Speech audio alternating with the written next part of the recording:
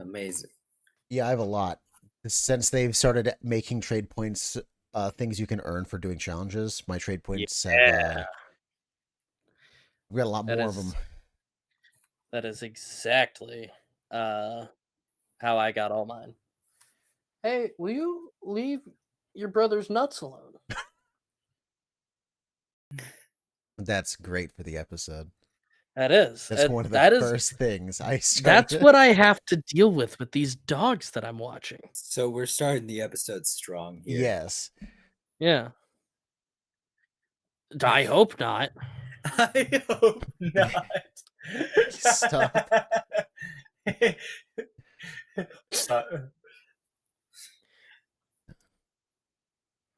Are you telling me you? You know what else is recording? The game. No. The game that you just lost. You. No. Does anyone? Okay. Last thing before I really get serious. Does anyone here have a duplicate Mars Shadow that can trade me? Hi. I need Mars Shadow to fucking finish off. I need to finish my decks. Are we having technical issues like 20 seconds into the... Maybe you should have tested out your Audacity before this. Good thing I caught this. Your link already broke, so you're not in the episode. I'm gonna fix you real quick. You're not in this episode. Hey, I caught this one. Instead of going through the entire episode, being like, huh, Fancy's not here. Oh, good, because I wouldn't be willing to re-record everything. Well, I mean, you don't have to. Yeah, that's why Audacity's a thing. For. Oh, yeah, I forgot about that. So it honestly, well, if I can get it working. Well, the good news is hopefully you're in the episode. What Testing, do you mean 1, 2, 3. Testing. You just hit the record button and talk. It's working now. Remember when I said I unplugged something and then plugged it back in? What did you unplug? He unplugged his aux cord. No. You unplugged your mother's life support. No. Whoa. I went to a dark place really fast. You know, I don't know. My brain was just going to stop at your mother, and then my mouth just kept going. Your mother. All right, there we go. Audacity's recording now. We're good. Nice. Oh, you want to know about the Mars Shadow? Welcome to the Pokemon TCG Pocket portion of the episode. Yeah, we're all addicts. Every one of us. I won't rest until I have Origin Form Dialga. That's just already got it. Huh? I'm gonna eat you. What's the one that you asked if I had a duplicate of? Mars Shadow. What pack is that in? The newest? Mythical Island. Oh, the previous. I actually started the episode like this. Yes, no, the recording is going. Thanks to you, love, I am now one card away from completing Mythical Island. So am I. I think I need a Gengar EX or something like that. I want Origin Form Dialga, and I also really want Leafeon EX because I only have one normal one. EX. What type is that? Fighting. You'd think it'd be Ghost because it's a ghost, but it is also a fighting type ghost. So I don't think there is a Gengar in Mythical Island. I'm wrong. That's the other one in the first pack. I need an Aerodactyl EX for Gengar EX is in the first pack, and I need it. I have 3 of them. What did you get 3 of them? What do you need? Mars Shadow. What? I need Mars Shadow. I'm not seeing. I only have 1. It's in fact right after Aerodactyl EX, number 47. Oh, I've got 3 of them. Yo, the trade. Are they not the same rarity? We can't. Yeah, you can't do it if it's not the same. Okay. Well, I've got Stonejourner, which I can trade you as filler because I've got 6 of those. Okay. And then if you've got an EX that you've got just stupid amounts of. Oh, let me see. You know what's funny? I think the EX I have the most of is fucking Pachirisu. Would you like a Mew EX? I have 8 of them. Sure. I have 8 of these fuckers. Rare Pokemon, my ass. This makes me think of that time I got 3 cutscene Pikachus, like back to back to back. I'll send you a Marshadow first. Okay. Oh, I almost hit Lad. Do you want a Marshadow, Lad? I have No. Guys, I have 4 Pachirisu EXs. This does mean that I can finally start pulling the space and time cards. I'm free.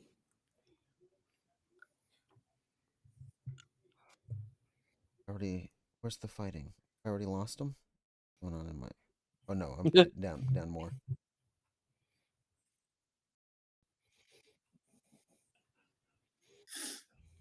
Where'd he go? Oh, I also have 3 Aerodactyl EXs. I didn't know I had 3 of them. There we go, a Marshadow. Okay.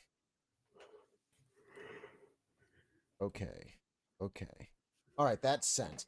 Hello, everyone. Welcome to Collecting Dust. We're doing Pokemon trading to start this. This is how you know that you aren't scripted. We just... I kid you not. Once I get that Aerodactyl is my last card, and then I've got 3 more cards in the other pack. I could do this. By the way, I have the cutscene of Arceus EX. Nice. You know what? I'm gonna give you a regular Mew for this, and then when I get the Mew EX, or I'll send you the Aerodactyl EX, and then you can send me a Mew EX for that. Okay. While we're, because Pokemon trading is still going to go on for a second, so why don't we go with what everyone's been playing, bar the 2 games that we're talking about? If those are the only 2 games, you fuck yourself, I guess. I don't know. Those are the only recent ones 2 games I've played. And see, that's a lie. Well, do you count demos? Yeah, I would count them because it was just a demo season. We got a bunch of cool demos to talk about. So for demos, I've played Goodlands, Piece by Piece. I'm gonna hear that. I think of the Pharrell Williams Lego movie. Mischief. Yep, that's what I thought. Tailside, which is a cafe sim. Upstream, which is think Getting Over It with Bennett Foddy, but you're a salmon.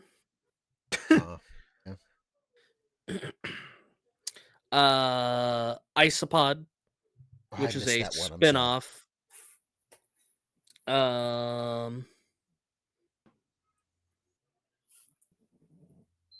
Beastie Ball. I've been playing that a bunch for stream. You have been doing that. I can confirm. You can vouch. Many of the balls have been beasted. Oh, beast your balls. No. Set and serve. Like a bull in a china factory with these balls. Holy shit.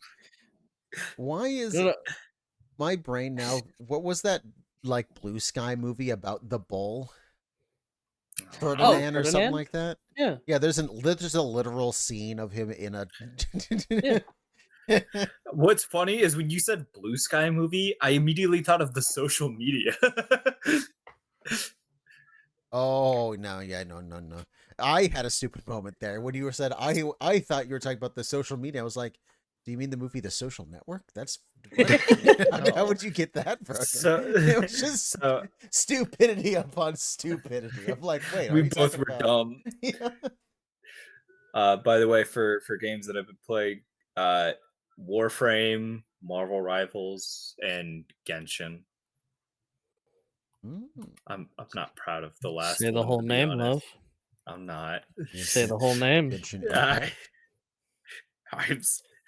I haven't been spending money, but that's admittedly I am also like I don't have the money to spend. I just put money into TCG Pocket today. There you go. You put money into TCG Pocket? I enjoy this game so much that every new quote unquote season or every new pack I give them $20. So now I'm good until the next pack. I do it every time. I don't have that kind of income. Yeah. they get like I honestly wonder because of how fast we got these 2 most recent packs on if they're going to be speeding up their pack release date, or even just having this be the normal I rate? don't think so. In fact, I wouldn't be surprised if they now slow it down for a little bit and we don't get a pack for a bit, because I think they realized, oh shit, we should probably have one of the packs come out during the Pokemon announcement stream that they do once a year. The Pokemon Presents. Good point. That's why we got this one. That was a Pokemon Presents thing. That's so fair, I think they're guess, gonna yeah. slow it down now that we have 3 packs we have to go through real quick. And then they're gonna put I the have schedule sent the on that. Aerodactyl. So once a year one of them will be on Pokemon. I'm my also theory. just going to address, I'm a little sad that the idea that I had in the beginning of making like a pure dragon deck is not going to be very feasible if they keep making it to where dragons have non-complementary energy costs. The most egregious standout here is Giratina costing a grass and a psychic for his ability. The other ones are fire and water, aren't they? Water electric is Dragonite. Oh, Water fighting is Garchomp, and fire water is Druddigon. So my dragon deck is currently sitting at water electric fighting as its typing. I've been thinking of making a deck called Who Let the Dogs Out, and it's just a bunch of dogs. Just like my rodents of unusual size. Yeah, it's like Hellhound's in the game now, so I'm like, I could do Hellhound, I could do like an Arcanine, and I mean, I've got a I deck. could put Pachirisu in my. Oh, I didn't think about that. I've got a deck that's just Scolipede, and it's called Scoliosis. If you finish the entire thing, do you get a cool little cutscene? Is that a thing that happens? You get a thing. Congratulations, Sometimes. you collected every card. Okay, cool. I did. Yeah. I have a deck that literally is just only Pokemon that attack backline Pokemon. That's it. That's the whole point of the deck. It's literally just fuck your backline. Lad. Mhm. Let's see. So you confirmed that you do need that Venusaur, the normal one, or not the Venusaur. Yes. We're still doing this. Yes, yes, it's happening. Do you have a muck or something that I need? Yeah, I have a muck. Give me your. What's muck back? Maybe don't say it like that. Come on, lad, give him your fucking muck. No. What are you doing? No. Give him your muck. Give him your muck. He wants to receive Muck it. me. Boom muck.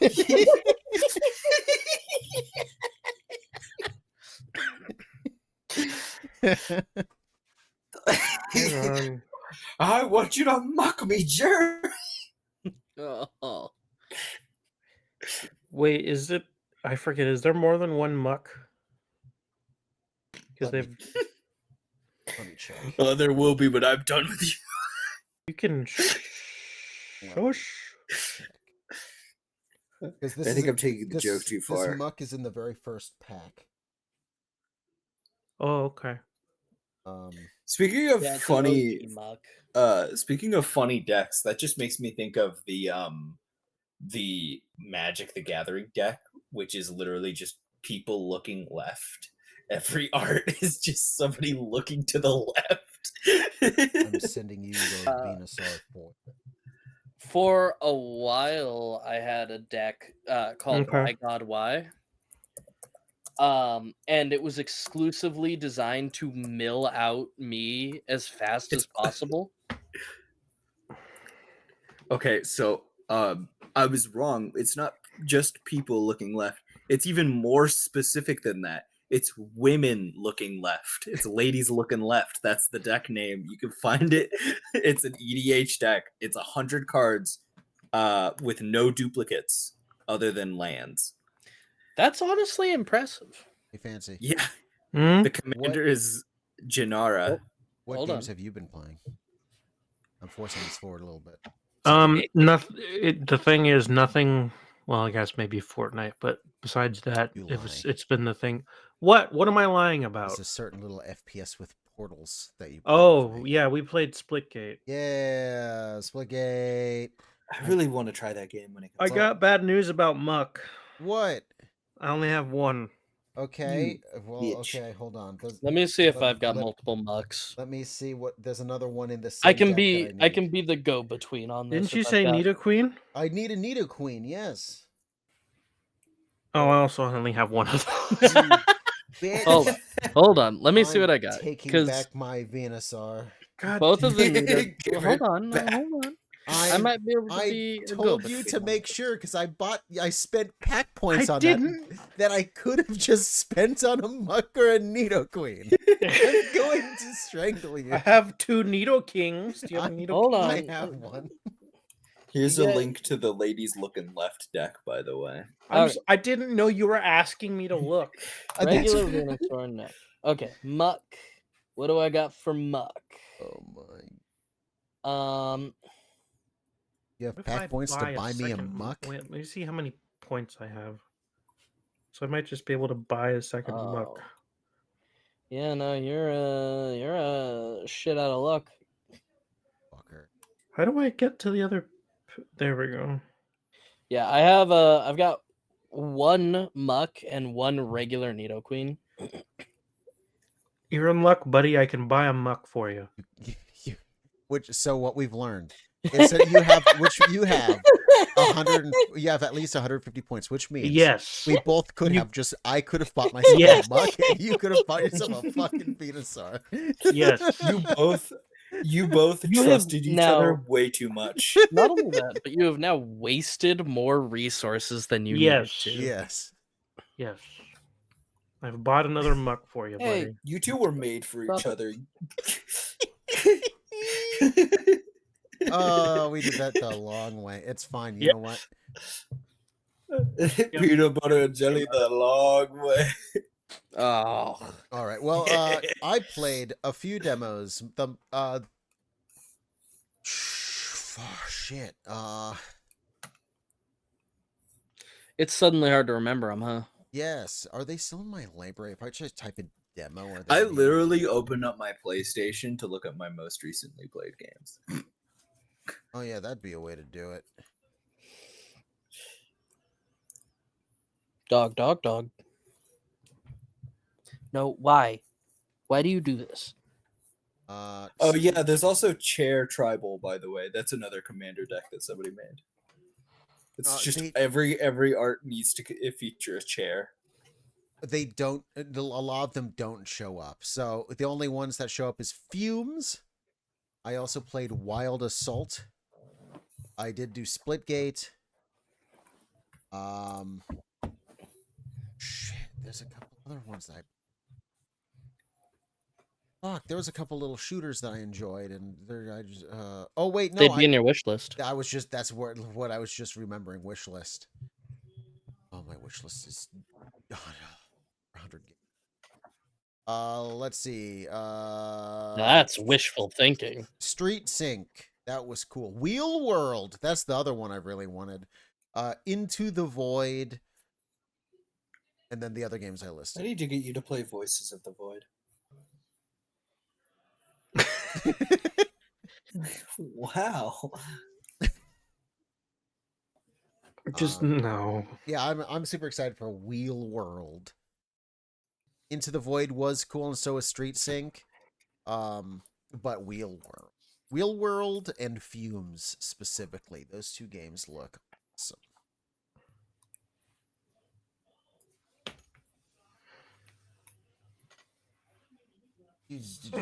I sent you the Muck, buddy.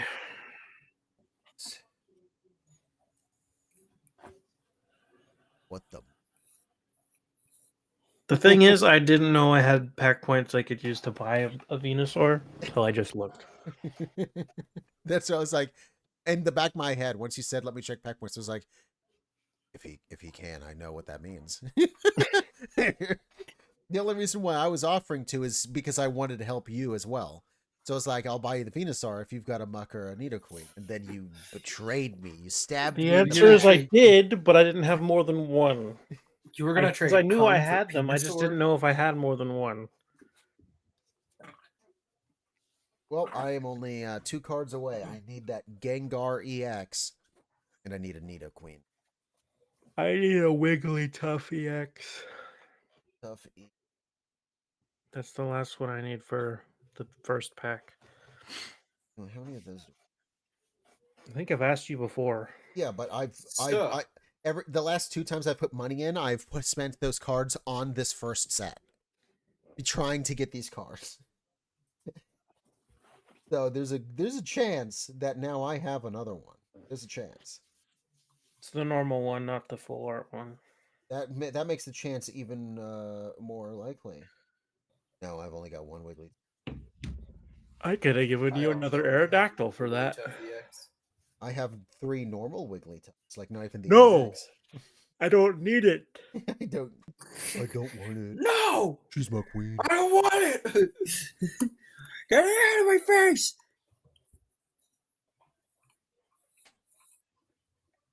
How many pack points do you have? Your mom. For which one? The first one with that the Wigglytuff would be in. The answer is not enough because I just bought that Okay, muck I was just for making you. sure because if you didn't check it, who knows how long you haven't checked it? You might have. No, I had 170 points. Oh and yeah, the just in muck was just over. 150. Yeah. Okay. Yeah, it's gonna take you 300 more to get that. Well, I still I'm have not 2 going to go cards to open get. those old packs just to get points. Well, that's what I've literally been doing, and let me tell you, it is hell. It is hell. It's so bad. We're gonna do the news.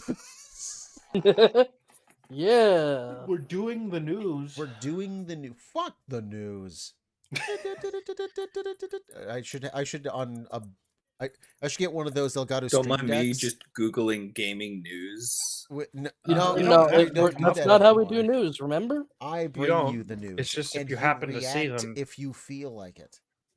I'll react if I damn well feel like So- it. If you see some, you send it to him, and then Should I do big news first, or should I go small to big? Show me the big news. Okay. Oh, God. Well, the big one is the Warner Brothers things, shutting down 3 studios, 2 of which are, I mean, one is legendary. The other one's just sad because of how sad it is. And then the third one is, no, they didn't really do anything. That's mean, but that's what most people are going to say. Warner Brothers shut down 3 studios, that being Monolith, the ones behind the Shadow of I remember them, Lord of the yeah. Rings. Yeah, they're gone. They're I dead. liked those games, even though they fucking patented the Nemesis system, which set gaming back way too fucking long. They didn't. Warner Brothers did. Warner Brothers True. saw what their little company did. Their son made a cool thing, and they're like, "That's mine. Thank you." You know what? You're so fucking right. It's my IP to sit on and do nothing That's with. mine. We're gonna put this on the fridge. You're not allowed to touch it ever again, though. The sad thing is, Dad, can I have my my picture back? I really want to make an alteration. No. the sad thing is, they were finally putting it in another game, the Wonder Woman game they were working on. It was going to be a reverse version of it, where you as Wonder Woman go around making friends and teammates. Mm-hmm. But they specifically said it is the Nemesis system, but backwards. Like that. The point was, hey, we're bringing it back, but we're doing something fun with it. And then they got shut down. Great. The next studio that got closed by WB is Player First Games. You might not recognize. I've heard the Multiverses. name. Yeah, multiverses. You know what's you know what makes this really sad? Multiverses was released, and then they pulled the game, which was the biggest mistake ever. Because just surprise, even though there was a battle pass, that was a beta. That was have the game back in like 6-8 months, and then it was never that big again. That was the thing that confused when they me. pulled Like, why not just push the full release when it's done? Like, keep that running. Why would you ever shut that down? Yeah, had they because they shut it down, players moved on. Yes, they could have done a Minecraft thing. People would have been okay if that was the only, if you were getting money out of it, but putting that directly back into development for version 1.0. That game was huge. People would have been absolutely okay with it. Yeah, dude. People were asking me at work if I played multiverses. Yeah, same. Normies were playing a fighting game, y'all. Why'd you pull it? And then 8 months later, everyone's like, "Oh, that came out. I'm sorry. I was playing Baldur's Gate 3. I don't care anymore. Fucking." I remember the only character I actually liked playing was the character introduced in Multiverses, the little dog character. Oh, I yeah. don't remember the name. So what's really sad about that is that game was released, and in what's my notes? I have it in my notes somewhere. Like July 11th of last year, WD purchased them. They bought them less than a year ago. 7 months ago, they bought them, and they were closed down just a week and a half ago. It was the biggest fumble that year. Yes. Was them That was pulling Multiverses. Biggest game. Yeah, I it genuinely was was. playing that game. I don't do fighting games, but even I was playing it to have fun with all my friends who was also playing it. They got me in, and then they took the Dude, game I away. remember there were people like always who were be like, "Man, these are all the characters they could add. Imagine all these characters coming to this game. It would be so awesome." Like people would be like, "They need to add Muscle Man, or they need to add Ben 10 because they own that apparently." Yeah. Yeah, and what's frustrating is like the biggest thing with those types of fighting games is there are very few companies who have a ton of IP that makes sense to do that with. Nintendo's the first one, and I would argue the second one is WB. Because think of just the Looney Tunes WB movies owns that more are than you all think it live does. actions. Yeah. But also, like, Dude, oh, why is Jason here? It's like, Jason went to fucking space. It's okay that he's here. Like, actually, a coworker of mine Yeah. invited me to watch the second Space Jam movie. Oh, yeah. And literally towards the end of the Space Jam movie. Actually, honestly, the entirety of the Space Jam movie is to have big advertisement for look at all the shit we own. My favorite character, LG Rhythm. Mm-hmm. Yep. Yeah. Yeah.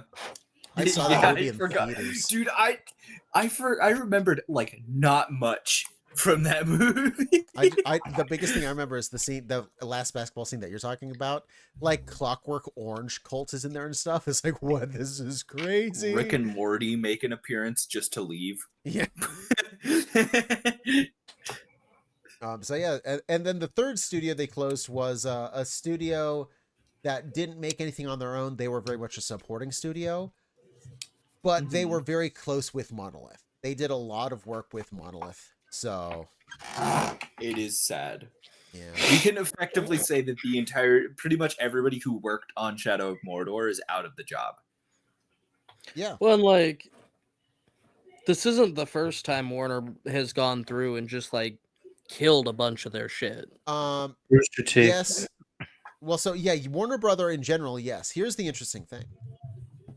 This is the first time Warner Brothers has had to do this with their game division. Yeah. The studio side, Hollywood and music and stuff, oh yes, they've done this. But this is the first time. Previously, when they've had to, they would sell. Or to save money, what they did a lot was, we have this studio, it's not really doing much, but it's not like a super big waste of money to have all these people. It's just, we don't have a project for the studio. So close down their studio. All of you are in Monolith now. And they did like that like 3 times. Just like, you're Monolith now. Congratulations. You're working on Batman. Get hyped. Just... and yeah, a few times they sold, but this is the first time where they're like, no selling, just close. This is the first time. You know, honestly, if they had sold Monolith to somebody else, that would have been hype. Here's the thing. They were trying to, if you remember, like a year or 2 ago, there was a bunch of rumors that they were. Really? But basically what we've realized is any studio owned by WB is kind of screwed. The only hope out for them to get out is for them to buy themselves out. Or they will get closed if they need to. That's NetherRealms, Rocksteady, and the reason why is, let's pretend you're a studio. right? You're like, you know what? I want to buy Rocksteady. So you go to WB, and guess what? You can buy Rocksteady, but you're not getting you're not getting any of their games. You're not getting Injustice 2. I was gonna say You're- because Fair, all the yeah. games are Warner Bros. Yeah. stuff, You're and Warner's not Yeah, getting. Man, it's I like- hope nothing happens to NetherRealm. I like NetherRealm. yeah. More like Mortal Kombat, they're not selling that. They make movies out of that shit. Like they're Mhm. You've got a good point there, but it's like, admittedly, for Monolith, they made a whole system that gamers have been begging to come out of the fucking hibernation that Warner Bros. Has been keeping it in. And so, like, they're very clearly talented coders and developers in Monolith that now are just out of job because Warner Bros. Is too incompetent to get them to do anything. that is true, but again, what if you bought Monolith? What would you as a company be doing except for just onboarding a bunch of new employees with nothing to do because you got no IP with it? I guess Yeah. that's fair. And that's how, like, Having them would work you on an buy IP you already have an idea for would be the idea, but it's like that's if you don't have staff already, which you probably do. I will Like say, an upstart buying them would be one thing, or them buying themselves, I guess. yeah, But yeah, you make a good point. like would you buy Rocksteady and not get Batman? No. Like, no, Rocksteady is doomed to be there forever or die. Without Batman, Yeah. they're basically no one would want to buy them. But WB is not going to let go of DC anything. So the only two Nope. companies that have hope, I would put NetherRealm as a maybe. NetherRealm is the type of company where, yes, you might not get Mortal Kombat or Injustice, but they have a particular way of making fighting games that people like. So Sony could buy them and make a Spider-Man fighting game. Right? Like that, you could take that and just give them an IP and say, make a fighting game, you know? And the other one that Warner Brothers owns that weirdly enough, I think is the most secure because they could sell easily is TT. Because that's just a yeah. that's just a deal with Lego. You could take Yeah. that company and anyone could buy them, be like, okay, well now they make Lego games of their IP, and they would still be fun Lego games. So weirdly enough, little TT over there is probably the most secure. They could get sold easily. Lego would go with them. Because Yeah. Lego would want to keep working with TT specifically. They I don't care forgot who that the was a publisher is. Warner property. Yeah. Yeah, so weirdly enough, they're the most protected is TT. because I think Sony would buy them if they went for sale. Sony so badly wants a kids games division, they would absolutely buy them. I think that's a Sony purchase. Hey, we're talking about studios. I've got some fun studio closures for you. PlayStation laid off more people. Oh wow. I'm so surprised. PlayStation Visual Art Group. They did not make games. They were specifically a company of artists that helped with all the other games made at Sony. And that entire studio got shut down. Well, is getting shut down. Just today, they were told March 7th will be the last day. That's in 2 days of this recording. So Yeah. This is really ass for one, and for two, I feel like we're probably going to very quickly see the effects of this. Yeah. Whether or not this has effects, we're going to see pretty quickly, I think. And then slightly related to Sony, Ballistic Moon studio behind the Until Dawn remake is basically shut down as well. That is, they are not owned by Yikes. Sony. When but they they're- remastered it, is that what you're talking about? Yeah, the one that like came out just a couple months ago. Yeah. Aw. Yeah, most employees have been fired. It's as of now, I believe it's just the founders and maybe a few employees. Like it's basically dead, but they might be able to do something. But that studio's empty right now. As empty as empty. Game development be the only time where you can make a successful product and then be fired for it. All right. Now we're going to smaller news already. The big one was the Monolith one.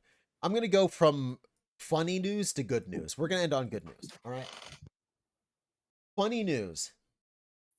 Hey, Wulfryk. Yeah, You've been paying attention to the Bungie lawsuit about that story they I stole? have. How do you feel about them having to use people's YouTube videos because that content's no longer in the game in court? That's pretty It's funny. what they get for fucking not I forgot sticking that about shit that in the game. lawsuit. Yeah. Yeah, just this week it was revealed that they've been having to use people's YouTube videos because that content doesn't exist anymore. It's just Yeah, funny. It's ridiculous to me because I don't know why they completely deleted it from the whole game. Like, did Well, they they just were like? trying to get away with it because they stole it. Yeah. Well, I don't know if that's even specifically the thing because, like, I know they switched to the live service and they were like, okay, well, these 3 first DLCs from Destiny 2, they're no longer relevant, so we'll just delete them. well, it wasn't so much a relevance thing as far as like people from the studio. The most they've said, which I'm not sure, because it's all whatever they're told to say essentially. But Fair enough. the running thing that we were told for a long time was that the way that things were set up in the in the base game and those first DLCs made everything that came after that super unstable. I don't know if I believe Because that, actually. That's what I Destiny heard. 2 at the current point that it um is an entirely different game. I guess They've that's changed the fair. material system, they've changed how crafting works, they've added new crafting, new subclasses, the old subclasses changed. The way light is processed changed. If I It's were sorry, go ahead. I was just gonna say it's basically a whole ass new game. Yeah. If I were Bungie, I'd be working on an onboarding process, and the big things I'd be working on right now is remastering those 3 with the new systems, so everything is in the game. Yep. The reason I also would agree with that is also because of the fact that those two of those storylines. Well, actually, now I think about it, all 3 of those storylines are things people paid money for, Yes. and they're just not there anymore. I sure did. I remember buying did those too. when they came out. Actually, Love bought them for me, I think. That was still money spent. Yeah. I was gonna say that's one of those things with Destiny where it's like, damn, because I've put money. I think the into most that fun we game. ever had in that game was after the DLC that added Mars. Warmind was really good. Yeah, I liked Warmind. Warmind a lot. It was a big step up from The where things Osiris were one at that sucks. time. I don't miss that at all.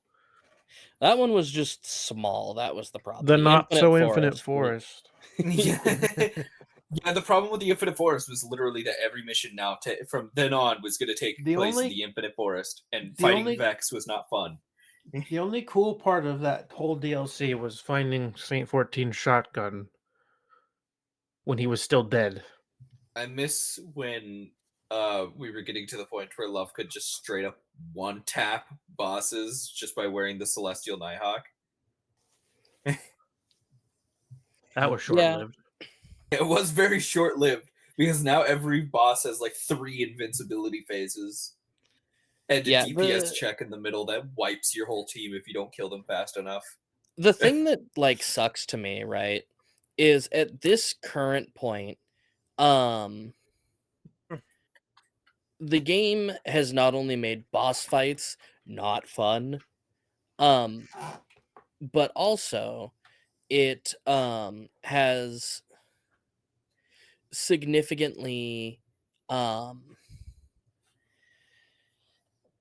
way content is put out. It's cool that there's lots of content, but also it makes me feel like there's no time to play any other game, and that's an immediate turnoff. There isn't, because they do stuff every week. Yeah. And so much of the seasonal stuff is just grind.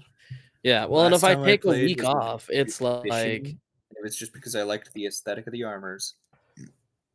Well, and if I take a week off, I didn't even get them. or even like a month because I've got other stuff in life going on, I'd come back and wouldn't know anything with the story because Live service. Yeah. Yeah, you got to be there to experience it. Sounds like you need to care more about the game. I don't know.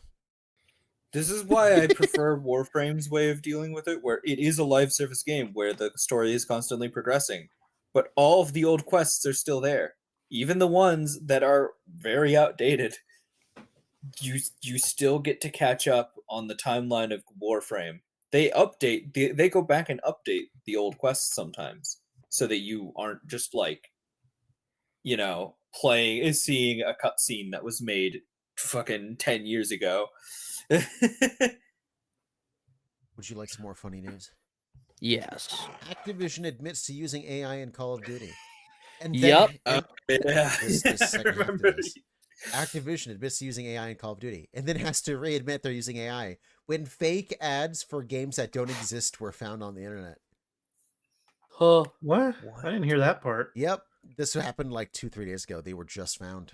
So what they were doing was, you know how like back in the old days, when you would sign up, you'd be on like Facebook or something, or you'd sign up for newsletters and stuff, and they'd be like, "Hey, take this little survey and tell us what games you'd be interested in. Would you be interested in this?" And it would be like Call of Duty 27. Are you interested? And you'd like not vary to vary, and the 5 dots you'd put in. Well, they did that, but just on the internet, and they were making fake ads and seeing how many people would click them as if it was a real thing. What? And a fake Guitar Hero mobile game was found. And I heard about yeah, that. and the cover and the only photo of it is AI generated, but it was from Activision. That's psychotic. Yes, I That heard is about the actually Guitar Hero psychotic. thing. so a lot of people were mad because it's like, you have no idea what you just did. Because for a second there, I was like, hell yeah, I'd play that. I want that. How do I get it? Just to find out it's fake. So now these people that And would have also, downloaded it can't. Does that not count as false advertising? Because there was no product. There was never even an intention of a product should it not receive enough views. I don't know. But yeah. And also, it is extremely trashy to see AI art making its way out of the production floor of fucking Activision. The Well, thing don't that worry. caught people multi- caught was literally the zombie cover with the zombie having an extra finger. And they were like, "No, that's not AI." Yes. I months ago during Modern Warfare 3, I was like, I'm pretty sure this is AI. And it was a header for my account. And it was a bunch of rubber ducks in like the ocean, and every single duck was weird and just different. I was like, I'm pretty sure this is AI, and I'm like 100% sure that shit was AI.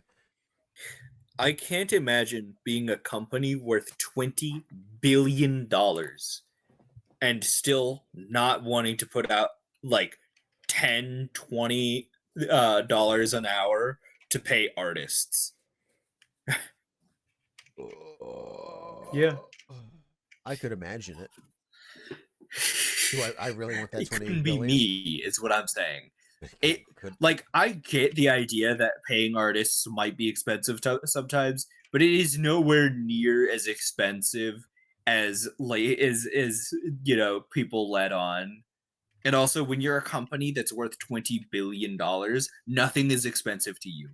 Literally nothing. Hey, you At But the you point where don't- you reach billions, you will literally never be poor. You don't It get is to be worth functionally 20 impossible. billion if you pay people. Yeah. I disagree. I mean, the numbers Well, say I it. mean, that's how they If got you- to that point, but If that's you but pay I know what you people, you mean. lose Actually, yeah. money. They want their bank account more full, so therefore they can't hire more people because they want all more money to funnel into their pockets. Mhm. Yeah, the CEO needs a 6th yacht. Mm-hmm. Hey, Wulfryk, Yeah. I got some funny news for you. Okay. So you know that Akami 2 is being made? Yeah. So did you know? Hold on, let me get my notes here. I don't want to get it wrong. Did you know that the founder of the studio, uh, which is making that game called Clovers, was one of the founders of Platinum Games? Oh. Yes. You know what's really you know what he did, which was very funny? On the Hmm. Clovers account on Twitter, he was begging Phil to please. I want to make Scalebound still. For the love of God, Oh, Phil. yes. He I wants to saw make a thing about Scalebound this. still. It's I and you know what? We all want him to make it too. Give me Scalebound. I Yeah. want it. Yeah, I forgot that was a Platinum game. I completely forgot that was going to be made by Platinum. Yeah, I would cry tears of joy if it actually got made. Yeah, he was just on Twitter, in videos, and retweeting the video of him explaining to his current team, like, Scalebound was very cool. I'm very proud of it. I want to make it. Look, they're in medieval times, and, like, there's dragons and shit, but he's got a smartphone and Sony speakers. Shit's fire. We should make this. I mean, that is sound logic. Exactly. It's I want that game so bad. Yeah, he still wants to make it. And yeah, he retweeted his own video on his private account. Was like, "Come on, Phil, let's do it. Come on, Phil, please." If they actually let him do it, I would legit be so happy. Balatro dev successfully gets game re-rated from Peggy 18 to Peggy 12. What? Yeah, so it was Oh yeah, because it was 18 because Gambling. because of the gambling. Yeah. But there's no actual gambling in the game, No, right? so he had to go in, or she. We don't really know anything about the Balatro dev, the one person. But they had to go and fight basically the UK's version of ESRB and be like, no, stop it. But they successfully did it, so now it's basically T for teen now, but that's way better. That is way better. Yeah.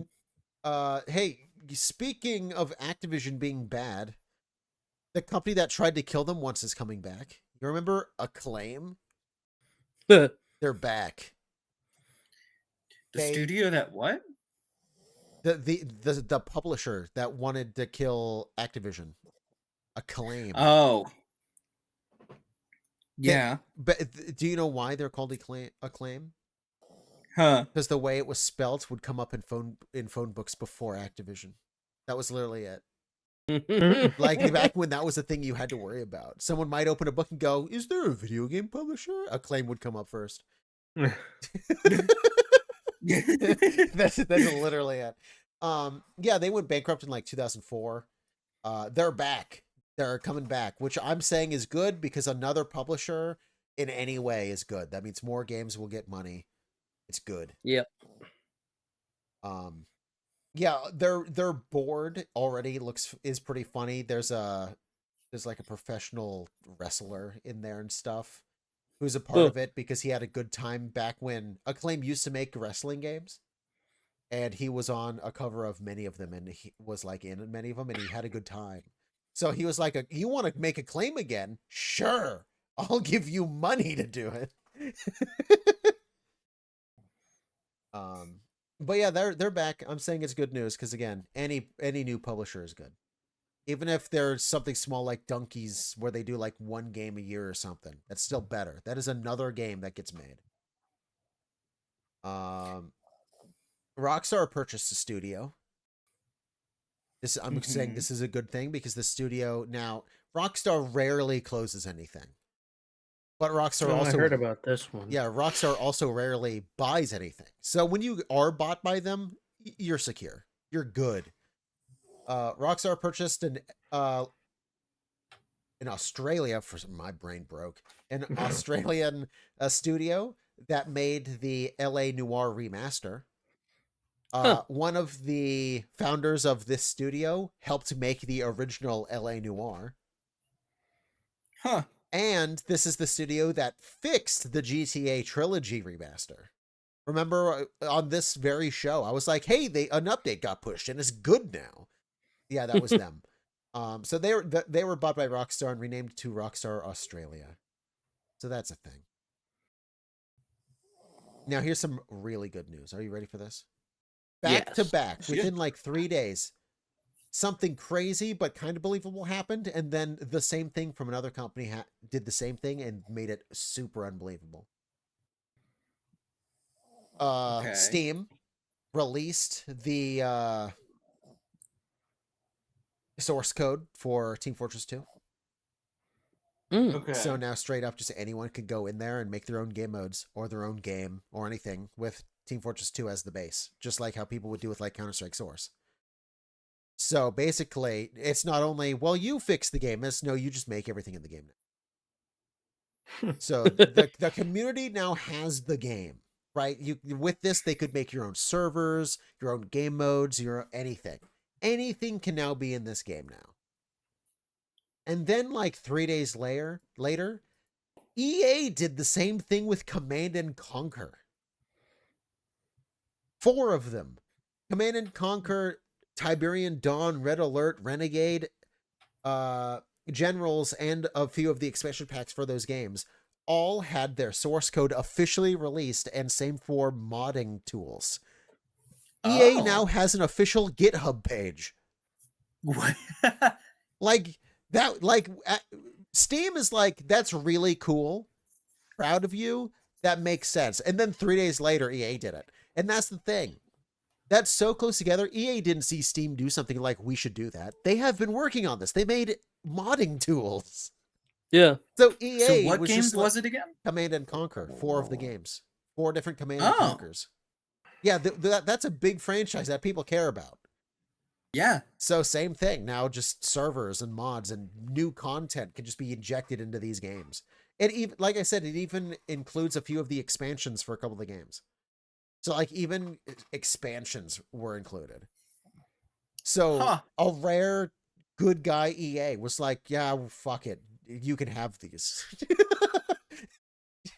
It's like, holy, It's what nice happened? to see a rare EA dub. Exactly. It's weird to say that, but it is rare. It is rare. Yeah. That's all the news I have. We ended on good news. Companies are releasing source code, which is like the #1 best way to secure a game's future. Yep. If Windows 12 kernel breaks games, fans can get those games running again. Like just straight up, those games' futures are secure. There will never not be a day where Command and Conquer, Red Alert will not be available somehow, and that's good. So that's the news. Does anyone else have anything they want to add real quick? Square Enix removed the de novo yeah. DRM from Final Fantasy 16. That's also good. good news. Down. Yes, it is. Another good way to secure a game's future is just don't lock it behind bullshit. Yeah. Hey, Ubisoft, your free to play games might do better if they're not locked behind your fucking launcher, huh? I think it's interesting because I think about this with VR chat. Easy anti-cheat was a thing that they had to do. Like I'm not going to sit here and say that VR chat would have like been better without it, but I feel like Easy is a little bit holding them back because a lot of people don't like Easy anti-cheat, and a free game that has to also install Easy anti-cheat onto your computer is a tall ask for a lot of people, and a lot of people already don't have VR. The other thing about I don't feel like VR chat is gaining as many players as it used to outside of mobile. And I don't think those players stick around very, very much. It's also worth noting that in what is it? The case of like Easy anti-cheat, it's not really stopping much of anything as far as like it stops you from having third-party things that you could run outside the program. It stops you from fully customizing the game how you want it. it does not stop the problematic, like, I'm gonna put a shader that crashes everyone that just put swastikas on your screen until you decide to turn your computer off. It doesn't stop that because they No, still not allow really. Yeah, avatar crash creation. avatars are still very much a thing. I Yes. mean, So it's like, it in just fact, they're stops. actually harder to deal with now. Oh, you would like to search avatars from your favorite world? Fuck you. Thankfully, there's an avatar search world now. But yeah, Yeah, but that still has to be made by someone, and you know that that is the thing. Well, At this point now, like 2 years later, they at least did the best they could with, we're stopping modding. However, yeah. we understand there's a lot of shit that we don't have in the game that people use mods for. We will put Yeah, those in the game. they've been getting better at that at Yes, least. The like thing, there's now chat and portable mirrors and it's all sorts of things that people really needed, and they're in the game now. I will say I'm still sad about movie worlds. I know it wasn't Yes. necessarily the most legal, but it was definitely a vibe that I will never have again. There are still a couple, but you have to be in the know because they're like locked behind codes and stuff. Like, it's Yeah. basically, this is a private world. Wink, wink, nudge, nudge. Try to get a code somewhere. And so the thing is that I remember hearing is that there is a certain amount of it that was actually a little bit covered by the whole like watch party coverage, which like hosting a watch party is not illegal. Yes. So is like the people who are going to these worlds and stuff like that, they weren't technically pirating, but the people uploading the movies and stuff like that were a lot of the times pirating, which was therein lied the issue. I wonder how many of those worlds, because I never looked into how those worlds worked. Were those just like connected to someone's Plex server? Probably. A lot of the time it was something like that. I know some people would use basically anything that could store, a video format. Yeah, I guess you could just make your own little server, and if all it did was post videos, it would Yeah. take a lot of storage, but you could do it. Yeah. I've thought about making my I dad a miss Plex server. the world that we used to watch BattleBots in. Yeah. I don't. Oh yeah, I forgot. Dusty's got a lot of Yeah. memories in that world, and a No, lot. so here's the good thing. Actually, I'm okay with it. Because Mhm. during the time where that really happened, I don't know why I'm being so weird about it.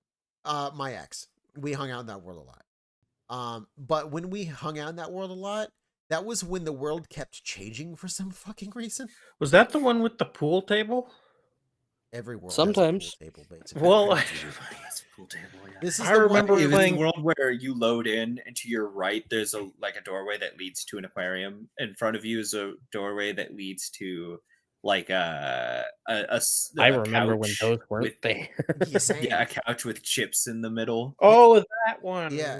Hey. It's the one where we watched the D&D movie. Yeah. Yes. Okay. Yeah. I remember. Yeah, that world. There was a time where instead of it being in like the main room that everyone remembers is just a room in a cave now, along with many other rooms. That was the main room, but off the back there was this little room with a window, and then one day that room disappeared. And it was just a hallway, and there was an entire mansion out back. Yep. Yeah. That was the time, that weird mansion expansion that never ran well, which is why it was removed and they turned it into a cave. That was Yeah. when my ex and I hung out a lot. So it's actually not that bad, because a lot of the things I remember, like that chair you would sit in and the chair had its own screen, that's all gone. It doesn't remember that exist chair. anymore. Yeah. I still do like VR chat, admittedly. I complain about easy anti-cheat, and also the fact that the game just doesn't feel like it runs as well as it used to. But that's like my two only complaints. Yeah. You should hop on with me. I get on every Saturday. I go to a meet with friends. You should. Well, not every Saturday, You know but a lot of what? Saturdays. I didn't know that happened. I should join you. Yeah. But it's like I don't know when you do this, and I have D&D on Saturday. That is true. Yeah, that's true. It's like in your time it'd be like from like 2 p.m. to whenever we finish, which is usually about like 7. You do that for That 5 hours? Well, I mean, it's not all D&D. Like, obviously, some of it is literally just us talking. But yeah, we do D&D for a while, I mean, a few hours. D&D takes a while. It's a lot of looking at paper and writing things down. It's not all And just being chatting. funny and chatting. Like, it's not all acting out. It's eventually you have to actually play the game and actually be like, okay, And well, Yeah. a wizard at your table. Yeah. At least one of those hours is dedicated to their turns. Oh, Yeah. not just the wizard. You got a barbarian at your table? Did you know barbarians have one of the most math-heavy classes in the entire game? Which is really funny. You know what's really funny about you bringing up Dungeons and Dragons? Huh. Yeah. You know how I didn't join the call for a while? Like I came in kind of later Yeah. than usual? That's because I was watching the D&D movie with my dad tonight. Dude, I love the D&D movie. It is actually really good. He grew up playing Dungeons and Dragons video games. Oh my He god. knew nothing about like the actual. Oh, he the knows AD&D games. Those Those are so wild. There's one on the in television just called Dungeons Yep. and Dragons, and that was Mhm. like one of the first games he ever played. I remember that. Yeah. I've played it because I got for his birthday a couple years ago. I got him one. And I got him Dungeons and Dragons, and I Dude, played it a hell lot. yeah. And I truly think that is the most enjoyable, playable old game you can get. What class did you pick? What? What class did you pick? In this game, you don't pick classes. Really? Yeah, you're just. Yes, it is. Isn't it like a side scroller? I don't remember though. I might be thinking of a different game. Actually. It is. It's more like a maze game.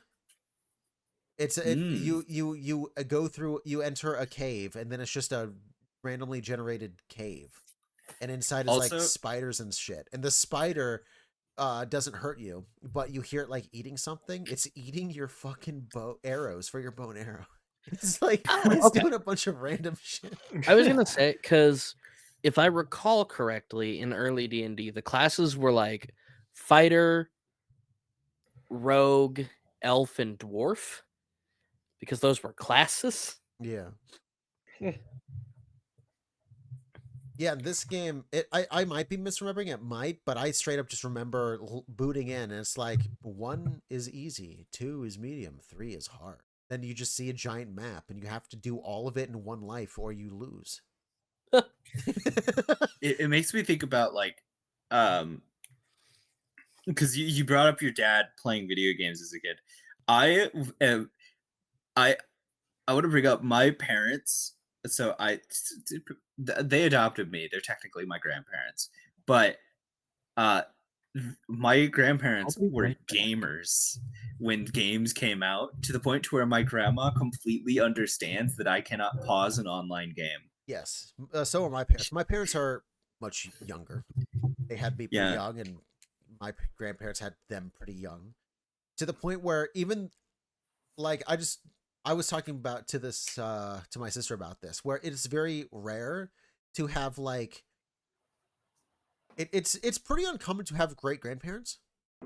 It's extra rare to have all 4 of your great grandparents. My family's got when I lots of was- divorce. We have like 12 great grandparents, and we grew up knowing all of them. Like I that's grew just up how only knowing young 2 of everyone my had great-grandparents. kids, to the point where I had like 8 great grandparents. Yeah, I only knew 2 of my great grandparents growing up, and I think both of them were suffering from dementia. I have a funny story of my great grandma, back when she was allowed to drive, taking me to the store without telling my parents anything about where I was. I just want to get this through real quick. I am 27, right? I'm closing on 30. I still have a great grandpa. I have one left still. I don't. That's impeccable, honestly. Like, How old is he? oh, he's got to be in his 90s now. Yeah. Hey, Fancy, you know my grandparents with the pool. Yes. My grandpa, the larger guy, it's his dad. I'm pretty sure you remember the old people on Halloween we went to visit, because I said Yes. these are my great grandparents. The old Yes. man, that he's still around. Wow. The one that would come over and help us move walls and stuff. Yes. That new my boss, yeah, he's still around. The last person of the silent generation of my family actually passed away about a couple months ago.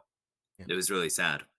Not a lot of people even showed up for the funeral because I think it was just like everybody's like, "Wait, she was still alive?" Yeah. Yeah, It's really sad. the only great grandparents I didn't know was my great grandpa from my grandma on my mom's side. He died when my mom was 13. And I knew everyone else. Everyone else. Hmm. Well into like they first started dying when I was probably around 10, but that is still like I have memories of them.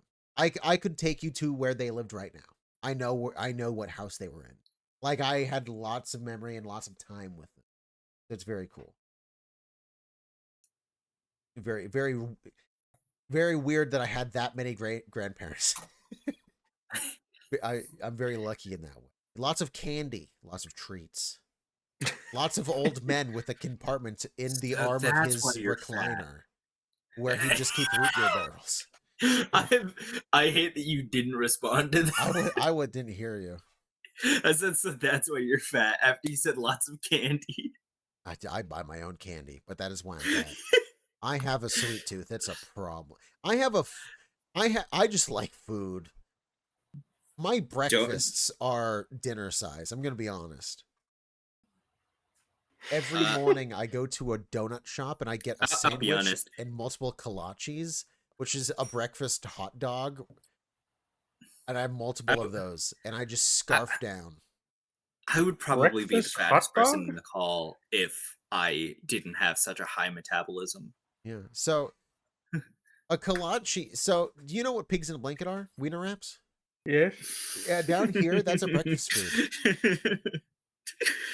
That is a culinary breakfast thing that is sold at donut shops, and they have like Huh. jalapeno hot dogs and stuff. It's a kolache. Yeah, It's well, a I just very got Italian sounding name for a southern. yeah. It's yeah. I've always just called them wiener wraps. That's a southern name. Now that's the Oregon name. I'm fixing to have a kolache. Let's talk about these games. We're already an hour in. So yeah, we today we're are. doing two games this episode. Usually we only do an older game that we chose, but for the first time in 3 years, we all played a new game, so we're going to talk about that as well. And we're going to talk about it first. That being Monster Hunter Wilds. Wait, you say 3 years. What was the last one? Vanguard. We all played that Oh, shit Call of Duty, that's and then since then it's been like, oh, we're all playing Baldur's Gate 3, and I'm alone over here playing Call of Duty. I'm like, I'm not. You No. could still join us in Baldur's Gate 3. I keep telling you to buy it for me. When I get money, I will. I will, if you will. That is a game where I will happily play it for someone else if they buy it for me. Didn't you say you wanted it physically though? That was the original plan. The problem is I'm having trouble having enough money to warrant just buying that because it's like 90 Good 100 point. bucks. I have been wanting an excuse to play BG3 again. I've just been like, I'm like waiting till the next update because it adds crossplay. Yeah. And like that has been the biggest barrier between me and playing with some of the friends that I've been wanting to play with. Yeah, that was one of the barriers between us playing. Is that was Yeah. another thing I was waiting for. But now everything I wanted is a thing. The game has a physical version, which I wanted them to have. I don't really like Also, the supporting new games. classes they plan on adding are sick as fuck. I don't really like playing full like bigger. Not that they're made by big companies, but bigger full price games like that don't have physical releases. I don't like supporting those. And I wanted crossplay, and both has happened. Now it's just like, well, I need the money for the physical version. The thing I could tell you that's funny to me I about want that Baldur's map. Gate is that I think of the group, I've probably been playing Baldur's Gate 3 the longest out of all of us. because I started playing it when the beta was happening, and Larian was like the funniest bit of that is literally Larian being like, "Hey guys, you probably should like not be buying the game outright. You can just sign up for the beta and get into the beta for free. You don't have to buy the game to play the beta." And everybody's like, "I'm buying the game." Yeah. I mean, hey, if you like the game, support it. I don't have a problem with that. It's just once the game's officially released, $70 game, physical release, please, Yeah, please. I think it was still 60, wasn't it? What? Wasn't it still 60? Because when it was being developed, it was 60. Yeah. So maybe I just spent $10 less than everybody else. Yes. The problem is, I want to. One of the many things I want to do to my room is I want a wall of video game maps.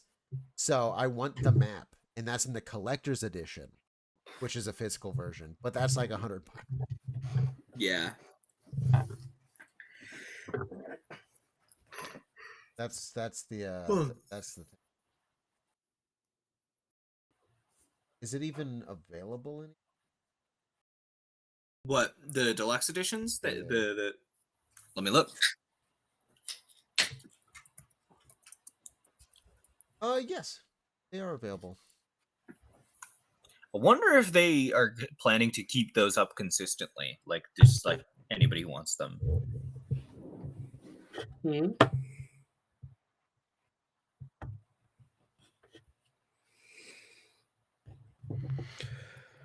So Monster Hunter, am I right? No, it is. It is $80. It's $10 more for the physical game, the physical soundtrack, a map, a poster.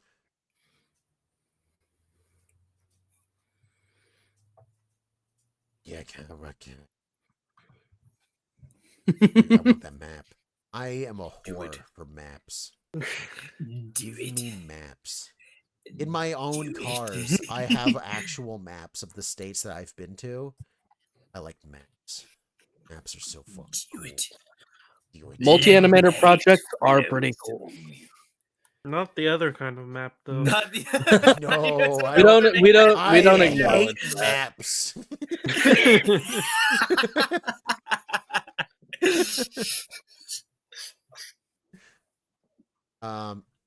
Who wants to take the lead on Monster Hunter Wilds?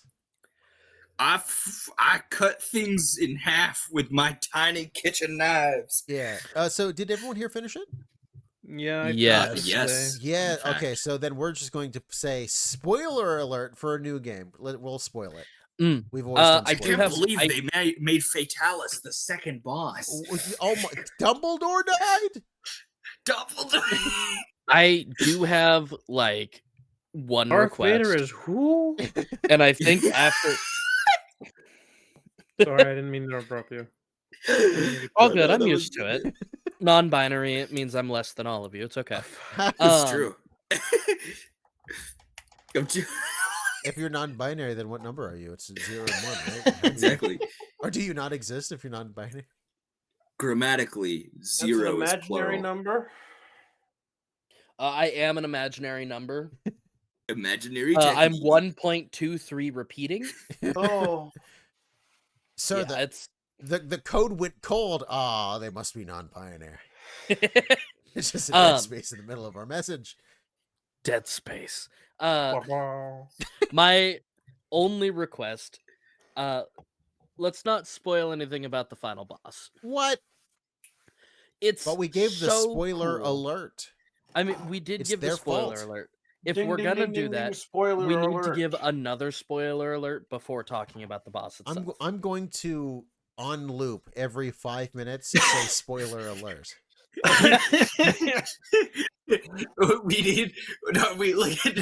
Instead of doing that, just on loop every 5 minutes, just say another spoiler about the final boss.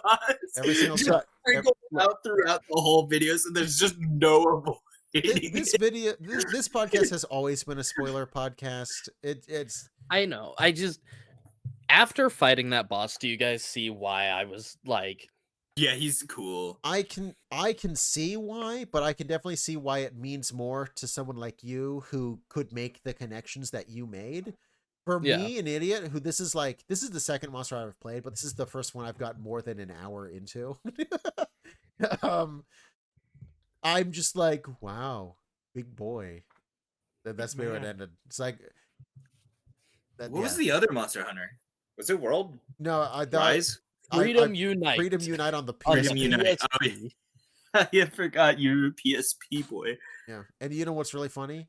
I Yes, say that boy. was the one I played. I played it for a couple hours last year when I was doing my one new game a day. That was one of the Yep. games. So I literally started my Monster Hunter journey in 2024 with a 20-year-old game.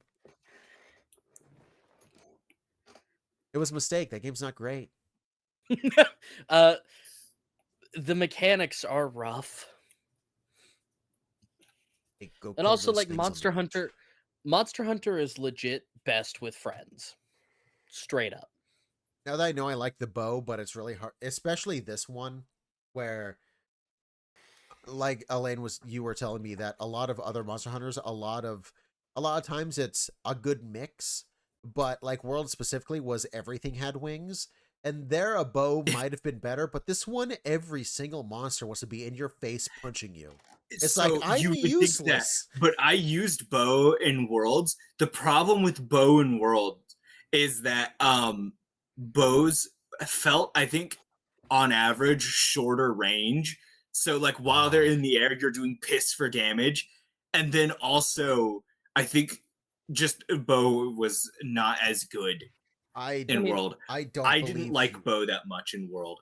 The I bows. think bow is way better than it was in World. It got a massive buff with the weak point damage. I mean, yeah, that is nice, but the range is still so bad. The I range forget- of the bow is the length of the chains off of that one dragon guy. If you dodge Yeah. his chain, you're out of range now. It's like, what the fuck? Bow is kind of in a weird spot about range. I honestly think I might incentivize you to try out light or heavy bow gun. I tried them in the opening thing. I tried literally every weapon, and I went through all of the button presses to see what it did, and I liked the bow the best. Yeah, no. That's fair. However, what I think I've learned is I actually had a lot of fun doing this, where I'll get the game day one, and I'll let Wulfryk get a day ahead of me or two, and then I'll hop in and I can just play it with him. Yeah. I think I'm gonna continue to play it that way because that's fun having someone to call on, be like, "Help me, I'm having fun, Yeah. but help me." Well, Dude, and yeah. I love being hunting able to- together. being able to do that is the reason I made a point to get ahead by a couple of hunts every day, is just so that I could be there with you guys. My gear was never overpowered. I am audible, right? Yes. Now, Okay, good. if you Just heard a making- thunk from my end, Daisy jumped on my lap and immediately face planted the mic and then left. I don't know what he did. I think I did hear something. I think I just heard a little. He wanted attention. He got up, immediately hit his head, and was like, "I'm going," and then he left. I'm embarrassed. I don't want to play with you anymore. That makes me think. I remember I was out with my friends one time. I was in a Magic community, and I remember I had sandals on for whatever reason. I used to like sandals a lot when I was a teenager. I stubbed my toe on the corner of one of those like parking things that stop you from hitting the curb. I hit like directly the point of the corner and it split my toenail completely in half.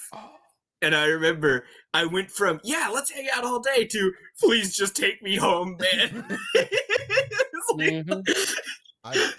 I have done that to my toe before, but I was an idiot and I dropped an entire pallet of product on my toe.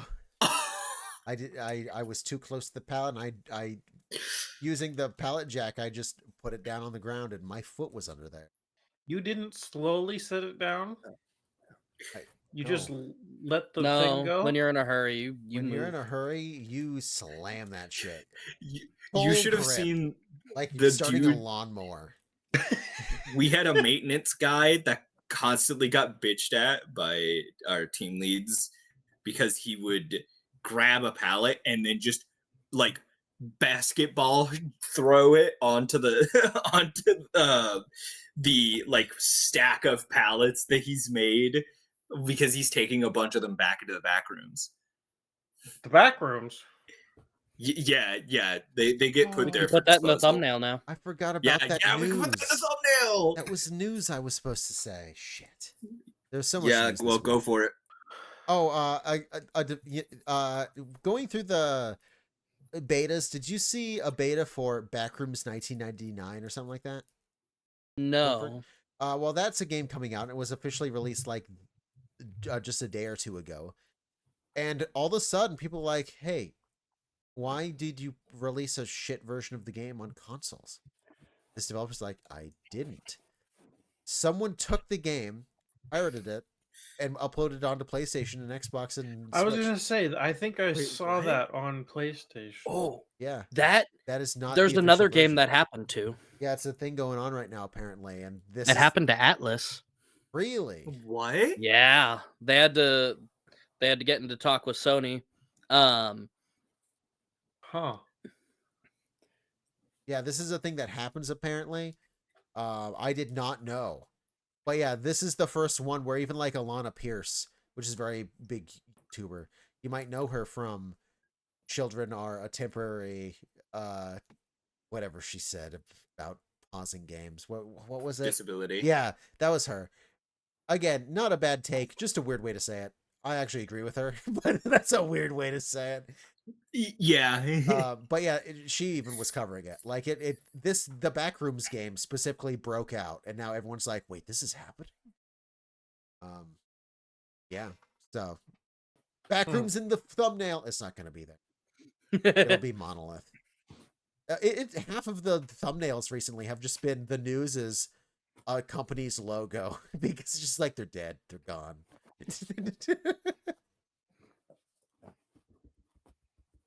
Anyway, I use a bow. It's fun. I You don't have forget to sharpen a bow. That's good. Don't. in one of the older Monster Hunter games, I'm pretty sure you had a melee attack. So you know how like how your arrows are the size of umbrellas? Yes. Yeah, you used to be able to hit someone with one of those. You can still do that. I think it's their plunging attack.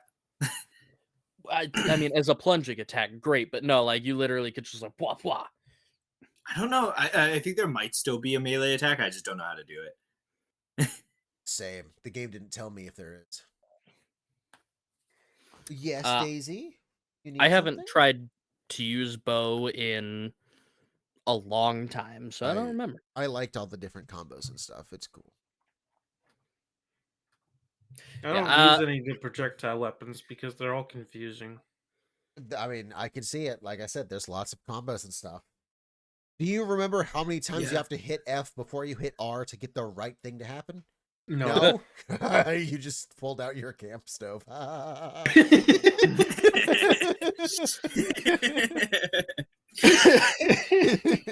Happened to me all the time. Accidentally hitting E. Real.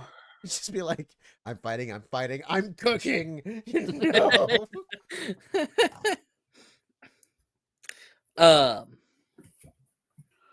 Yeah, no, I would say like not only is this Monster Hunter gorgeous, Easy, you're being not okay. Continue talking about that. it could use, it could use a couple of patches maybe to help with performance in a couple of regards. Connection issues. Yeah, internet connection issues. I mean, for the most part, it's fairly stable on that regard. But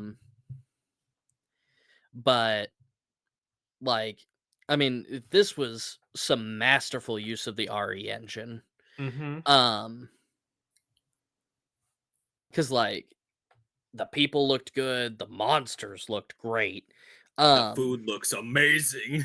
The food does look amazing. I've never wanted to just crack an egg over a steak before this. Well, Or get a whole like fucking slice of cheese and then just melt it over some fish. well, the naan bread that you eat with the people in that like the wind village, Hmm. That stuff looked so good that apparently tons of Monster Hunter players went out into their local areas to find somewhere where they could get non-bread Oh so they yeah, could do I heard that. about this. That yeah, apparently Because just like, a big restaurant's like, thank you for putting that in the game because we are making bucks. yeah. This makes me think about how one episode of um, Fiona and Cake made me desperately want to try Forever Soup. If you don't know what that is, it's basically you have a soup, you make a soup, and then you just keep this soup, and every time you make soup, you just add more Yeah, to the soup. yeah, they do that with like they do soups. There's also like there's something else you can do that for. Stews and Stew. stuff. Yeah. Yeah. Yeah, I know a lot of people do that where every once in a while you just put it back on the stove and add more. Like Huh. There's actually apparently like only one, I think, restaurant that it has Forever Soup as an option. probably.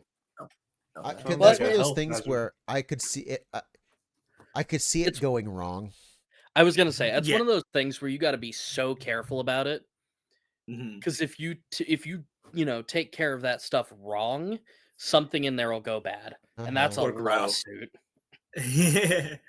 My forever soup is a forever moldy. It will There's- cause you to forever sleep. I forget whose joke it is, but you ever find a coffee mug behind a couch or something? You look in there and like, there's little people in here. Yes, unfortunately. How would you ever find a dish behind the sofa? Well, it's just like shit happens. Have you not found random shit because you have your animals? Again, my cat brought home a chicken leg once. I guess that's fair. I still want.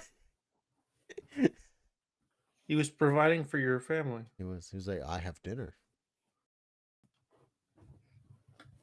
Did she die? I think I maybe think we something lost her. happened. Oh, there Oh, she she's goes. gone. Well, Wow, wow, wow, wow. We'll be right back.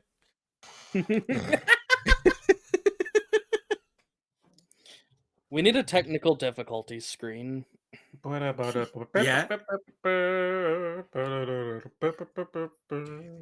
to unmute them. I see why now. Oh, yeah, you're welcome back. It was very funny. You quit right when you got like really loud and excited, and then you were just gone. It's pretty funny. Oh, they're gone again. Nope. Uh-oh. Uh-oh. Uh-oh. Uh-oh. Uh-oh. Spaghetti. Can everybody hear you? Cat keeps Oh. unplugging it. Oh, no. Hello. Hi. Hi. Yeah, we can hear you. Am I What terrible? happened? I don't know. I mean, you're back now. I You sound okay. I left and rejoined, and that was what it is. Oh, the last thing I heard was Love saying we need a technical difficulties sign. Except Yeah. that I'm lazy. Hey, Love, you could get a commission out of that. Here's the thing. It's no use if he doesn't edit it into the episode. This is true. It's true. And I won't. Yeah. All right. I'm very proud of the fact that I've made this podcast for the most part just to record and put up. Yeah. It takes a lot of work. It just takes a lot more work up front. Or we could just hop into, a call, record it, and then make it work later. But I'm making it work up front. Front end. It says episode 31 on the screen. I did it ahead of time. Haha, see? I didn't fuck it up this time. There's 3 episodes that say 27. Forget about that. 27, 28, and 29 were wrong. Because I just forgot. got to put an annotation over that. Those are gone because YouTube hates Oh. people. Oh, yeah. Yeah. YouTube hates people being able to easily edit and add corrections to videos. and force people to see them. Honestly, you could have just stopped at YouTube hates people. That's true. Yeah, Especially YouTube found out that it's way easier to pander to corporations. you dare dislike this video? We're gonna remove dislikes because that one Justin Bieber video got it too hard. I think it's because YouTube Rewind.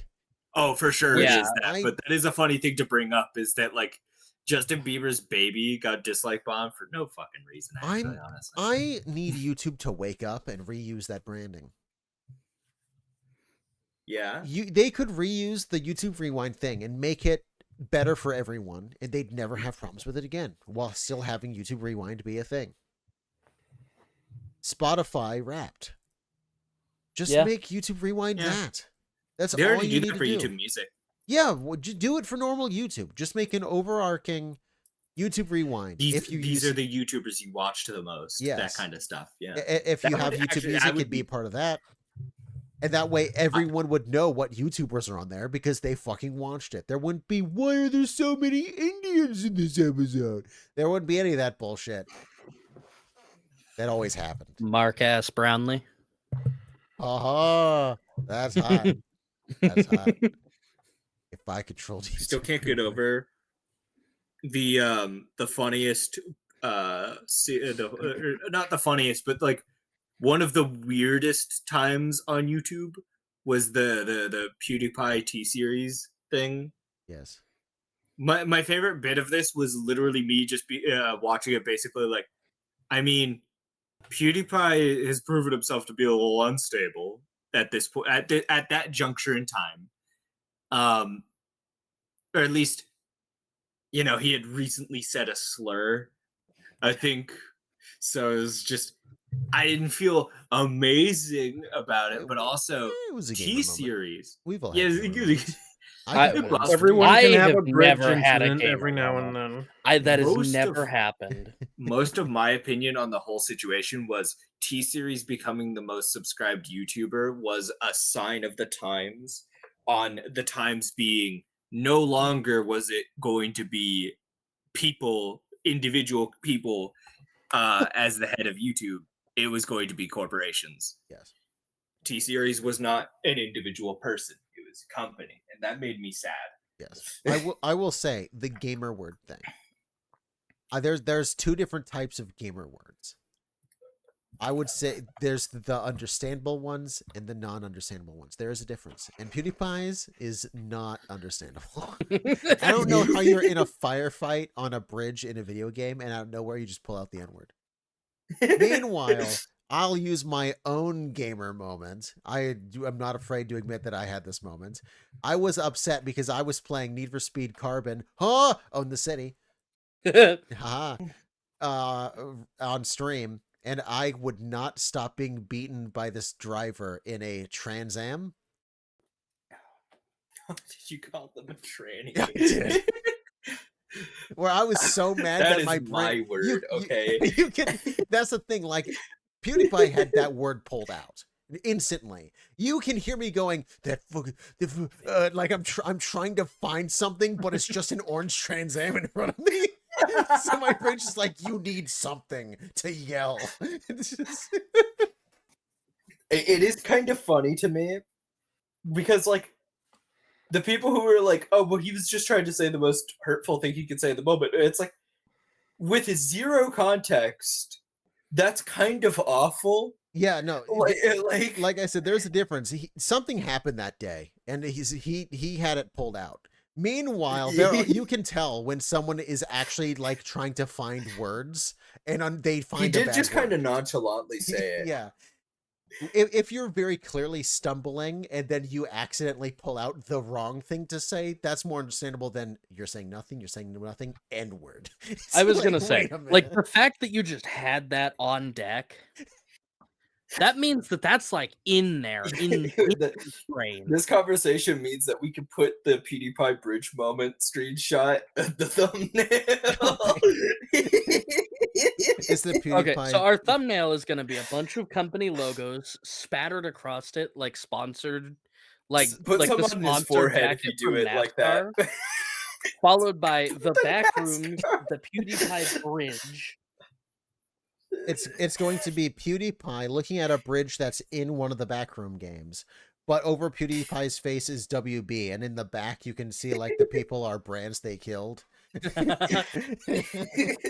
And then some, just in like a little sliver off to the side, is the game we actually played for the podcast, and the final thing is just a monster from Monster Hunter. There's on the bridge at the same time. There's a dinosaur with a car in its mouth. I'm gonna Photoshop this. I'm gonna do it. Even if it doesn't become the thumbnail, even Yeah, if you no, just like make a better thumbnail, I will put it up Photoshop on, this. like, in It'll the look. video. It will be in my usual shit posty. This I took I- way too long on it, but it I doesn't look look good. forward to that. I will look like miss my Calfire heavily photoshopped like memes I'm proud of that. instead of Calfire like, because now everybody just uses AI, but back in the golden age of the internet, if you really wanted to make a really shitty political opinion, you could go into Photoshop and make the person you're thinking of and strawmanning What- at this current moment one in of- time. I don't consider myself an artist at all. But one of my most proud moments is being singled out as an artist by Calfira because Yeah. of my funny shitpost memes. Yeah. That very clearly have thought behind them, but are also shit on purpose. You know, I kid If you you could not, make shit on purpose, I you could have probably make saved- something good. I By have accident. saved everything you've made for So me the in that stick way. figures, that is actually like, I'm bored, I'm just gonna do something stupid funny. That's actually like, I just let my stupid brain take forward. But Okay, my but- actual like Photoshop, like the one I did, Like of the her wheelchair stream- photoshopped over the monster Yeah. Jim. yeah. Crippled I'm kid. posting a picture. I'm posting a picture in the Collecting Dust general chat of an example of exactly the kind of shitty photoshopped image straw man that I'm thinking of. And Ask here you MSG Burger, go. genetically altered spuds, fluoride springs. Oh, he's got a You bottle. can also see all the chemtrails behind him. It's like, it is genuinely schizophrenic. Whoever made this is either making fun of these people or just needs to take their medicine. Wait, what?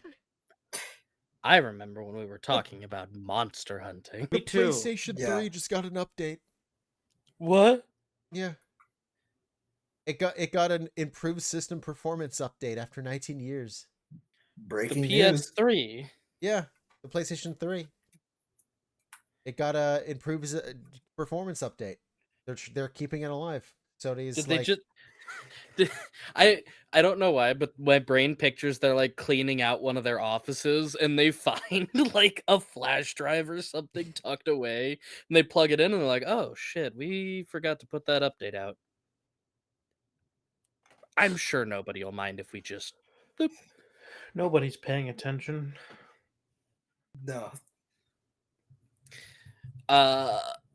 So does anyone else here have the need for speed? the need for speed. Oh speed my for god, let me need. pull up my notes.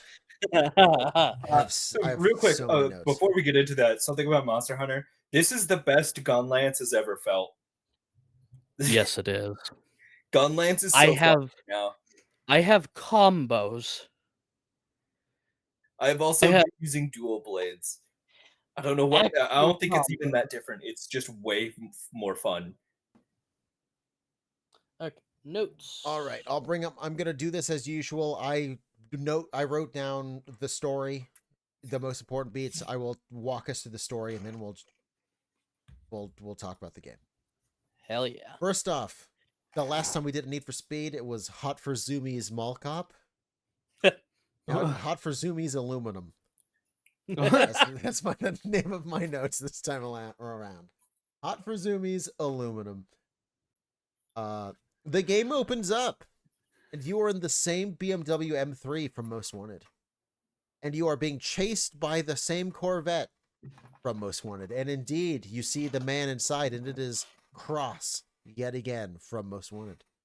This is a direct sequel, remember. That is your proof. If you looked away for that half second, you won't know it's a direct sequel for another 3-4 hours. I'm so sorry. It's barely connected. It's funny. Every time they bring up Rockport, it's like, oh yeah. They're really I reminding want us to of the same bring guy. up the single best thing in the entire game, Neville's intro. Yeah. Was he A posing? Yes. No, Yeah. was he? Yes. I think he was Yeah. A He's, posing. they have he's like T poses and he spins and slides across the screen. Yep. Yeah, and then he crosses his arms. It poses like he's really hard. Yeah. Neville's the best character in the game. As one of my notes on my other thing says, I'm the monkey. I'm the Anyway. monkey. I love Neville, man.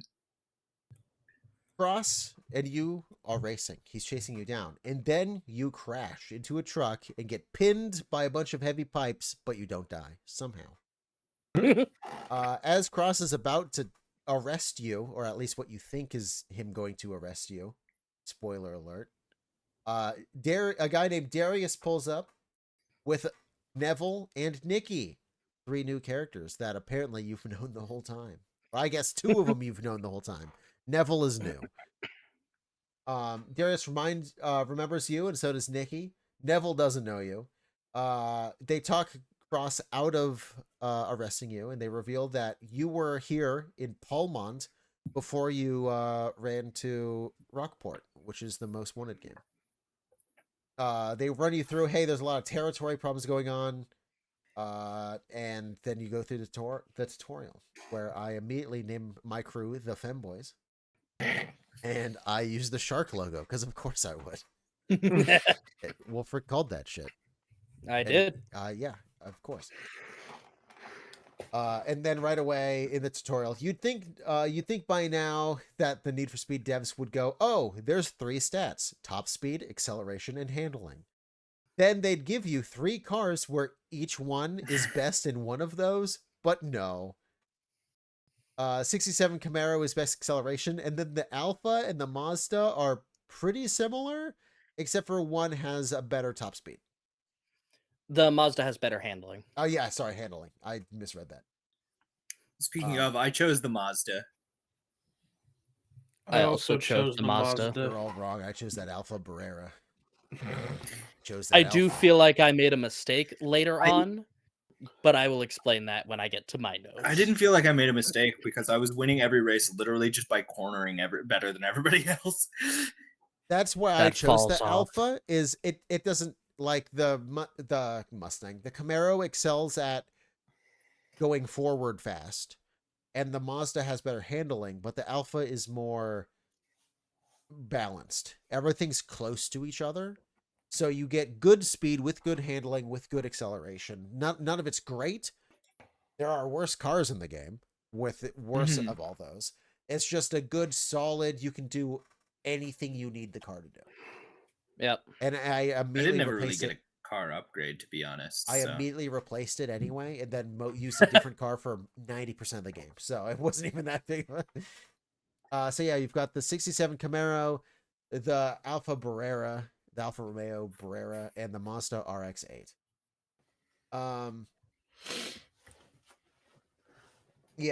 Neville is upset because he doesn't get one of your cars. One of the 3 cars. Because the idea is Nikki takes one, you take one, there's a 3rd car. Neville gets one, right? He's the 3rd man? The answer is no. He gets whatever car you get. There's a 2nd one magically. As part of a crew, you can have crew members who perform drafts, blocks, or scouting. Drafters get in front of you and give you a speed boost. Blockers crash the racer you marked, and scouts mark shortcuts, which never works for me for some reason. They never marked it. I just had to learn it myself. After the tutorial, Neville is the first femboy. Congratulations. Great. He don't really meet the criteria. No, he does I am not. picturing him trying to fit in. And the rest of the crew is just, I mean, I was here first. He is definitely not a femboy. He is a femme man. He's a femme man. Exactly. So then you immediately get in your car, you do a single race, and then the leader of the TFK crew, Wolf comes up and is like, "The fuck you doing?" And that's basically all that happens. He's I just think kind it's of the whatever crew whose area you start in. yeah. The very first thing is they just pull up and they're like, "You better not be here," and then they just leave. You're here. You better not be next time I see you, and then you just stay and you get in trouble. Yeah. For me, it was the Bushido guys. Yeah, you can Yep. do it in any order. Any of the Who's three. scraping? That's Cat. That is my cat. I can't stop that. After a couple more races, you take the first piece of territory, and then it shows you the map changing. And this is where kind of my first problem of the game shows up. At the very beginning of the game, there's a good 5 or 6 crews, a lot of small ones, and 3 big ones. You will never race the other ones. Never. By the time you get to them, the bigger crew has taken all the territory, and those small ones are gone. I don't know if you noticed that in like the second area, or in the bottom right area, the pink one.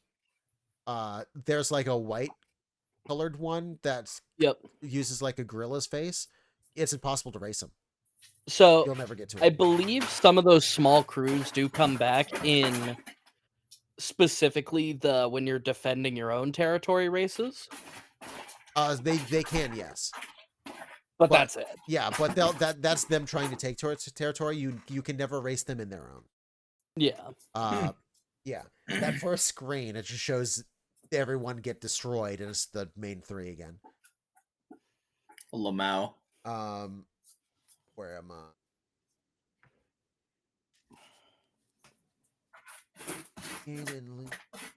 After attempting to take a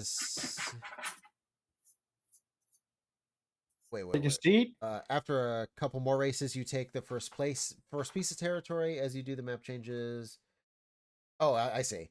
After attempting to take the second area, and I thought I skipped ahead, like the second like large area. No, like literally the second little county. I just got confused by my own notes. Nikki stops by and bullies Neville.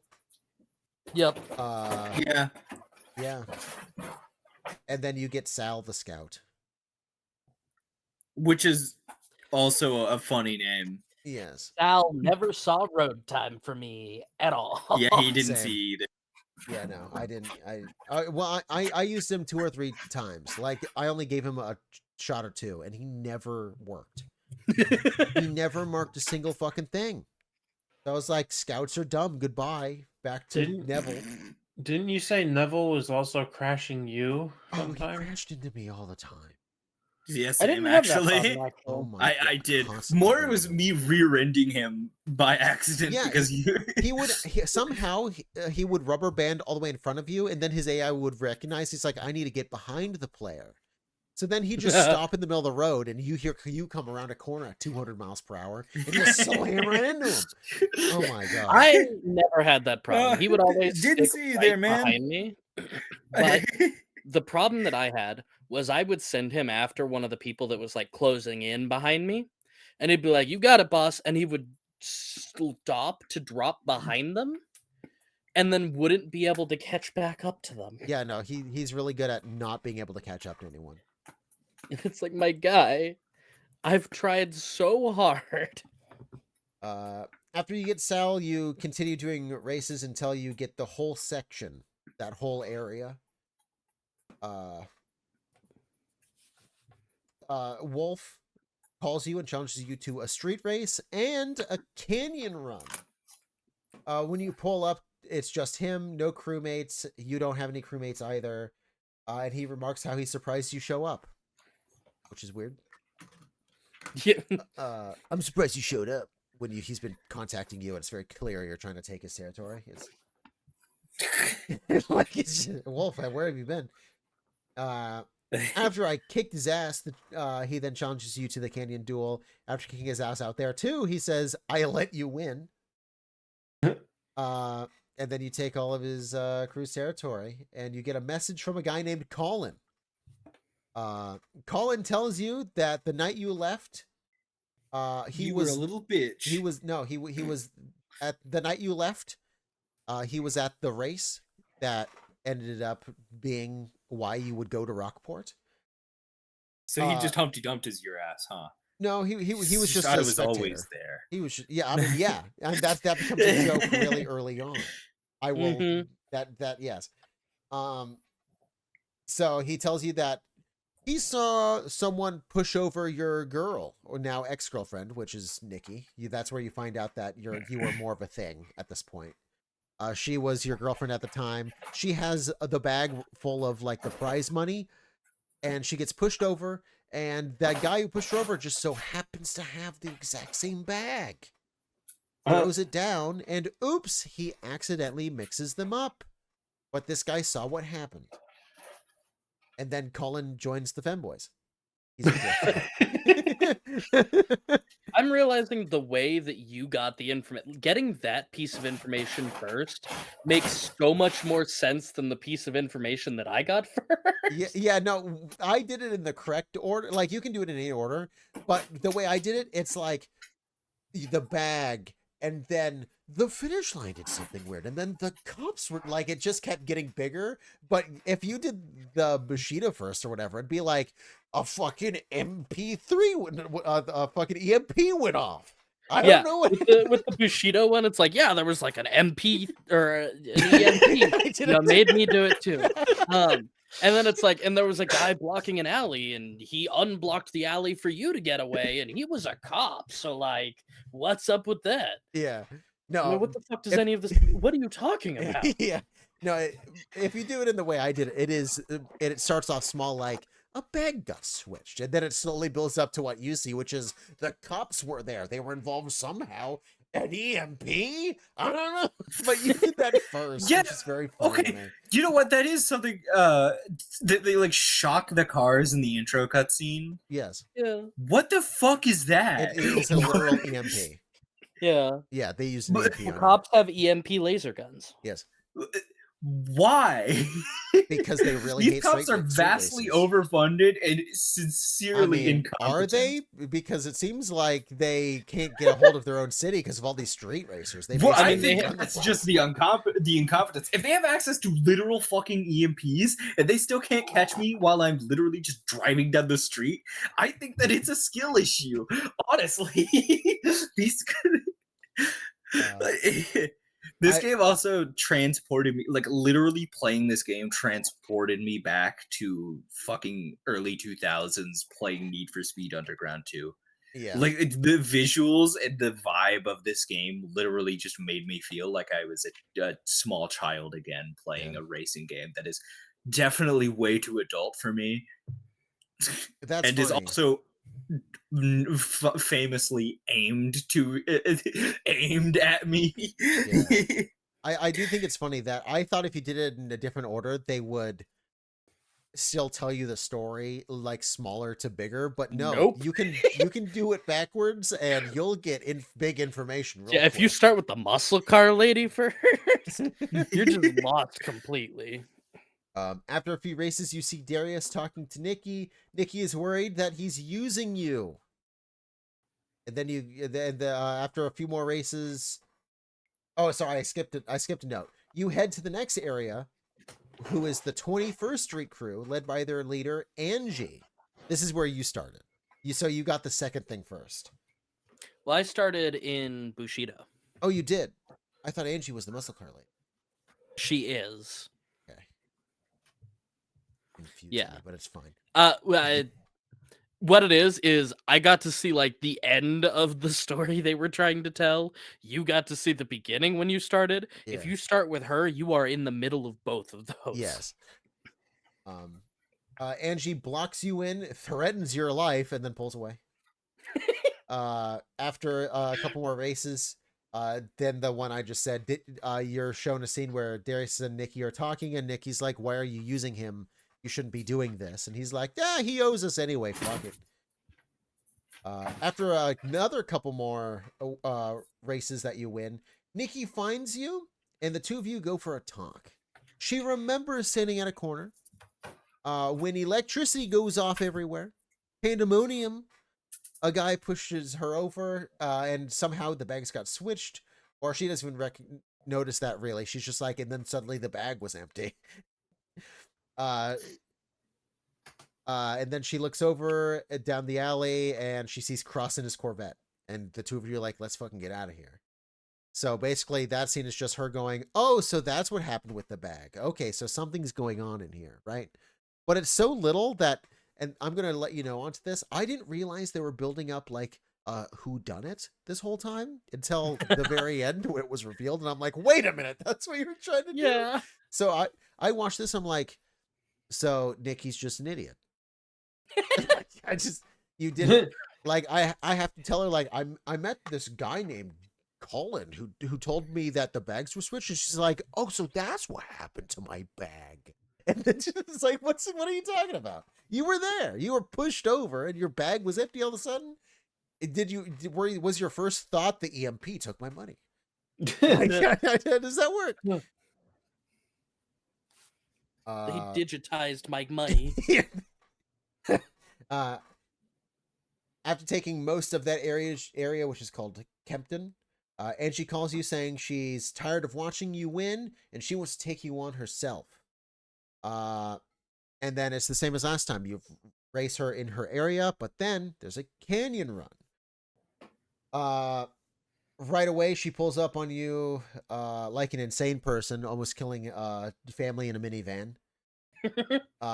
This is the one that I think. Oh no, you didn't see this because again, this is the Angie area. But yeah, she pulls up to the race, driving on the wrong side of the road in traffic. Yep. Like a lot of other people are just like, I'm gonna pull up to you on the right side of the road, do a donut behind you or something. No, she's like, I'm coming straight at you. If you don't move, you're dead. She stops along you and she just says, you should have stayed away. Suck once, suck always. And then that's just where that goes. Damn. Suck once, All right. suck always, yeah. After she loses both of those, she looks at you and just scoffs. She doesn't actually say anything. She just pulls up to you and goes, and then just leaves. And that's Angie. There's like no character for her. At least Wolf, you can kind of get like the her character is that she's psychotic. Yes. That's it. She's got a muscle car, she's crazy, but at the same time she's trying to act not impressed, and that's it. Meanwhile, Wolf is like a frat boy dude bro kind of guy. Yeah. Like Wolf's real name has to be like Chad. That's his type of character. You get who he is, and then Angie's like, you're just crazy. You're just crazy. After she loses, and then after she scoffs, a guy named Samson calls you and says, you did good holding your own. Meet me at the diner. And then Samson gets out of his car, talks to you, and he's like, I was there too. Everyone was talking about the race. Everyone was talking about the race. We showed up, and at the very end, all of a sudden, cops showed up, and crazy electricity happened. I don't know what that was about. I keep every time the I was there too thing just happens. I just keep thinking of the Humpty Dumpty scene from Puss in Boots. That's where he's like, I was always there. That's literally what happens. Every single character, they have to be like, how do we make this character not in the scene before? To the point where, spoiler alert, one character's like, I was there too, on the roof of a building. Yeah, with a radio, listening to the cops. He's literally just watching it happen. Like, yeah. Man, I'm so involved in this. Yeah, I was there too. Oh yeah, where were you? Up there with a radio, listening to the cops. It's like, why the funniest were you doing part that? to me, you internalize that memory. the funniest part to me about all of this is that until you show back up, apparently not a single one of these people has ever talked to each other about this event. Period. Well, the idea, like again, this is why I didn't realize they were building up a whodunit. Who's the bad guy? It's a mystery. I just thought everyone was stupid. Yeah, like just like you said, I'm like, so everyone's more plausible, to be fair. The most I could think of is, okay, so whoever is the bad guy, everyone's afraid and doesn't want to talk about it. So now that you're back, they're like, okay, well, if you prove yourself, I'll talk to you. That's I not once was I like, oh, like they're building up like, who's the bad guy? Where'd the EMP come from? I'm like, well, the cops from the last game had crazy technology, so it makes sense, I guess. That's, you know, it is kind of really like movie logic. It's like the cops literally have access to an EMP, but in this game, that's like a surprising thing. Samson is now a part of the fanboys. Samson's a fanboy. And he is another blocker. And I switched to him. Once I got another blocker. I liked his car. So he became my main guy. Neville is officially fired. Oh. I said, sorry, Neville, not femboy enough. No one did Oh yeah, Samson is.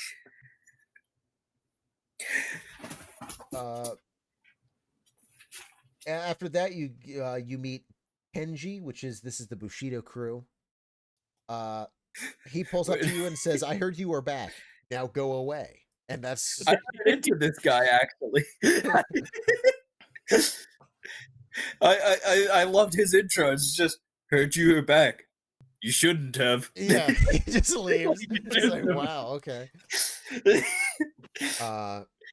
And then he was the first dude I started racing against. Yeah, and then he even less than Angie. Just every time he shows up, he's like, "You shouldn't be here." So I don't have a lot of notes on him because that's all he says. That's all he says. It's all your fault. So eventually, you take all of his territory. He challenges you to a street race and a canyon race. But he's devastated. His whole thing is, I don't care if you take my territory. You will not beat me at the canyon race, though. Impossible. So naturally, I kick his ass in the canyon race. So naturally, I kick his ass. Okay. Yeah, so naturally, I beat him by 100,000 points. That was the easiest. So naturally, I fucking gape him. Yeah, that was the easiest canyon race of all of them. A lot of them are pretty hard. His was stupid easy. And then he after the race, you see him and he is devastated. That man has been destroyed. On the verge of tears. Like he is. Yeah. That is one of the funny things. Having started with his crew, I literally got to start with the easiest canyon race. And so yeah, I got to start with the easiest canyon race, which Jesus. Is it? Do you have a dumpster that your cat's I have an upturned box trying to fling across the room at mock speeds. I wonder if this gets picked up in the videos. It's definitely picked up. Yeah. Oh boy, my cat loves boxes too, so I understand. Yeah, there's a few boxes in here. Mine doesn't. Oh, yours is the weird one then. Yeah. Oh yeah, no, he's super weird. My cat loves paper bags. Oh my god. My cat hates bags, hates boxes, wags his tail, sits on my shoulder. I think your cat is actually a dog. So after you beat him, like I said, you see him, he's devastated, and all he can muster is, "Go away, punk," and then he drives off. And then you meet a lady named Yumi. She was there too. She wants to drive with someone who's fast and smart, not just one or the other. And clearly, since you beat Kenji, that's you. I'm guessing she's a draft person. She's you haven't had one of those. What? She's a scout. When's the draft people coming? Draft was. I mean, hopefully never. I just I don't want a draft to open up. You know what I mean. Fuck. Who was draft? It was. Because you said scouts and defender people. No, I haven't heard of draft.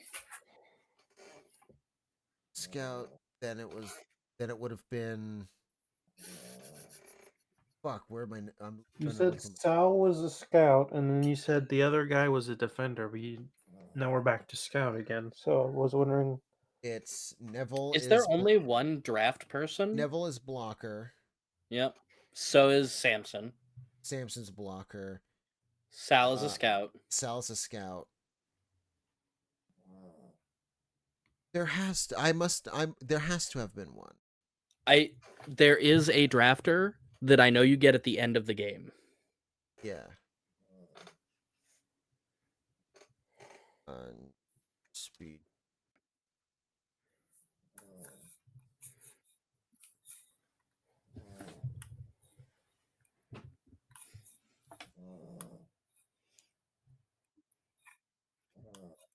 You want to hear a dog snore? I think I'm already hearing it. Damn.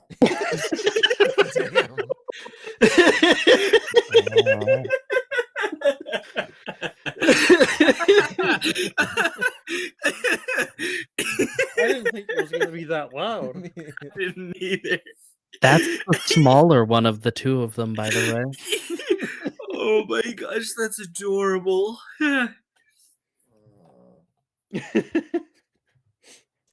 For some reason, I can't find someone. I must have gotten someone wrong, but I can't. I don't think so. Okay. Because I legit think that the only drafter you get is the lady at the end that is, you know. So let's see. Where was I? The spoiler? Oh yeah, she was there too. Fuck, I just lost it. She was at the top of a fire escape with a radio and was listening to the cops, who announced the EMP was going to be used against the cars that were racing. That wasn't a lie. That literally at one point Yeah. they're like, I was there too, way up there And- where you couldn't see me in the previous ones. And that's the character that gives me the starting story bit Yeah.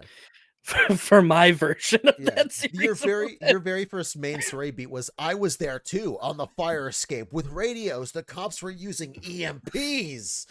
Like, that's insane that you started with that. I That's was so there funny. too. I was taking a shit under the bridge when I heard a big white flash. Heard a big white When I flash. saw a big white flash, I misspoke, but I'm sorry. Was Yumi not a drafter? Maybe this is the draft. Maybe.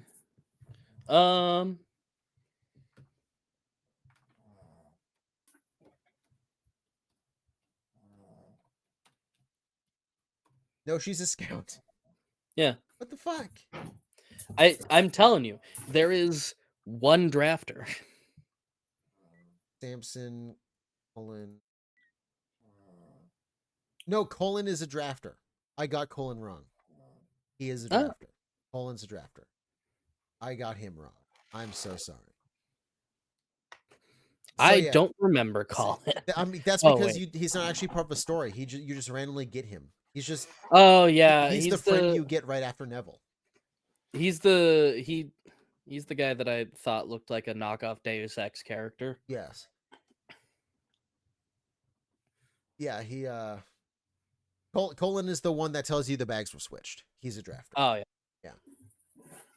All right. After you where am I now? The fire escape.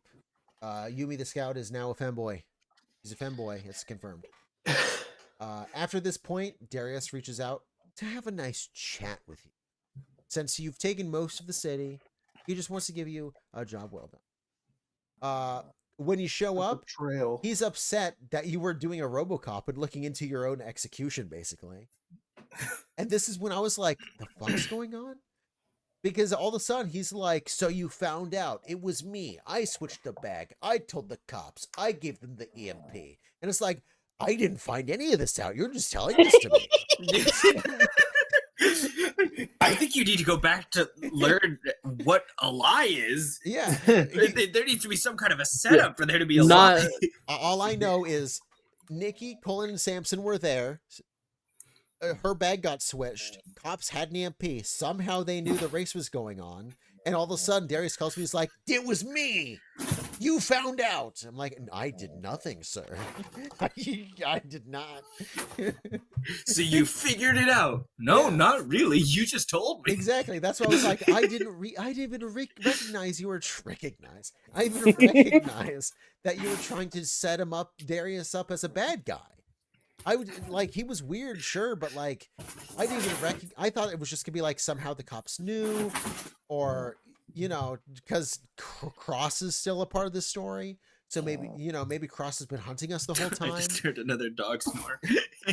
All of a sudden, Darius is just like, so you found out it was me.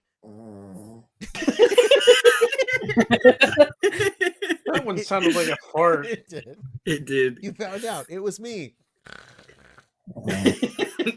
My reaction. So after this, after Darius tells you that it was him, now Darius's area unlocks, and now you're taking his territory. Yeah, it's really backfired on him, didn't it? Yeah, and after this point, Nick Maybe he also shouldn't have didn't told you know. that he set you up. Yeah, at this It point, probably would have gotten off a lot easier if he didn't tell you all that.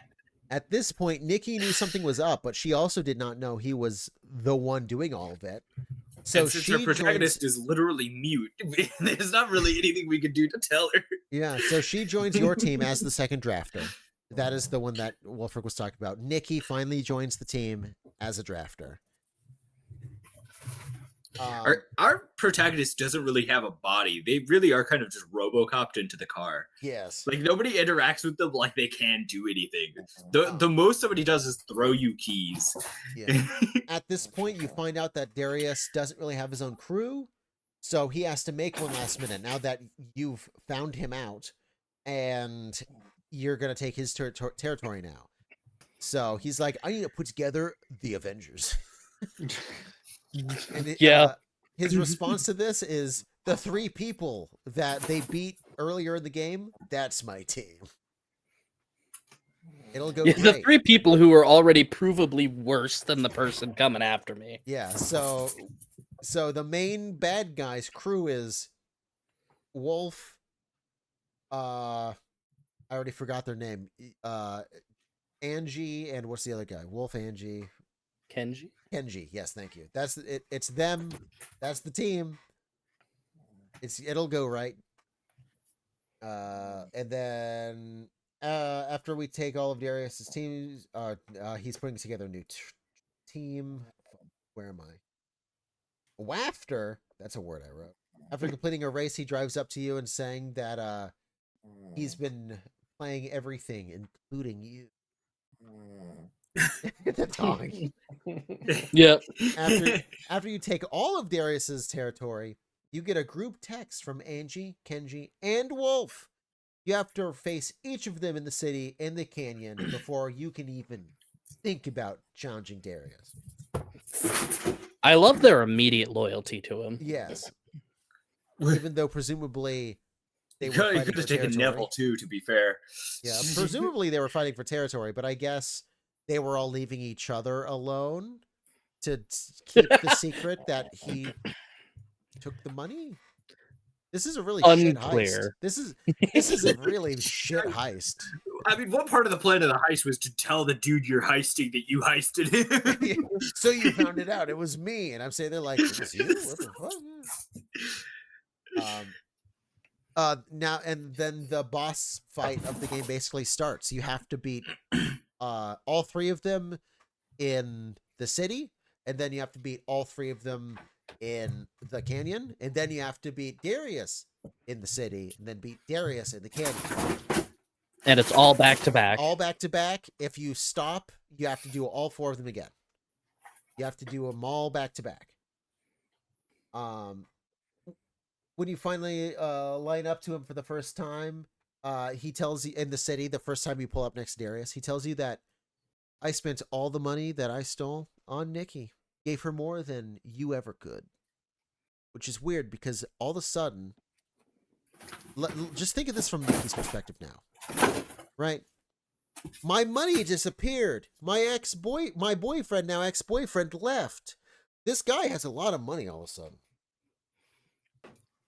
I'm sure that has nothing to do with anything.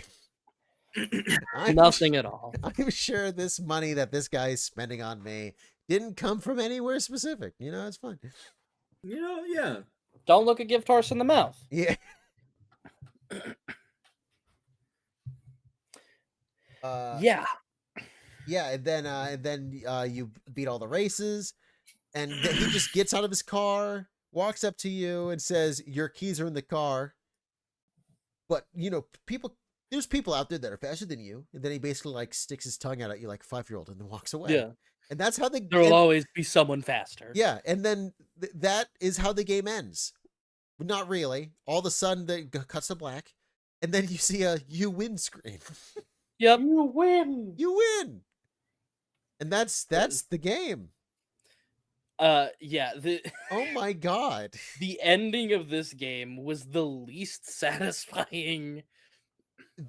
That last canyon race specifically is pain. Oh god. So most of the game, I used the Lotus Elise.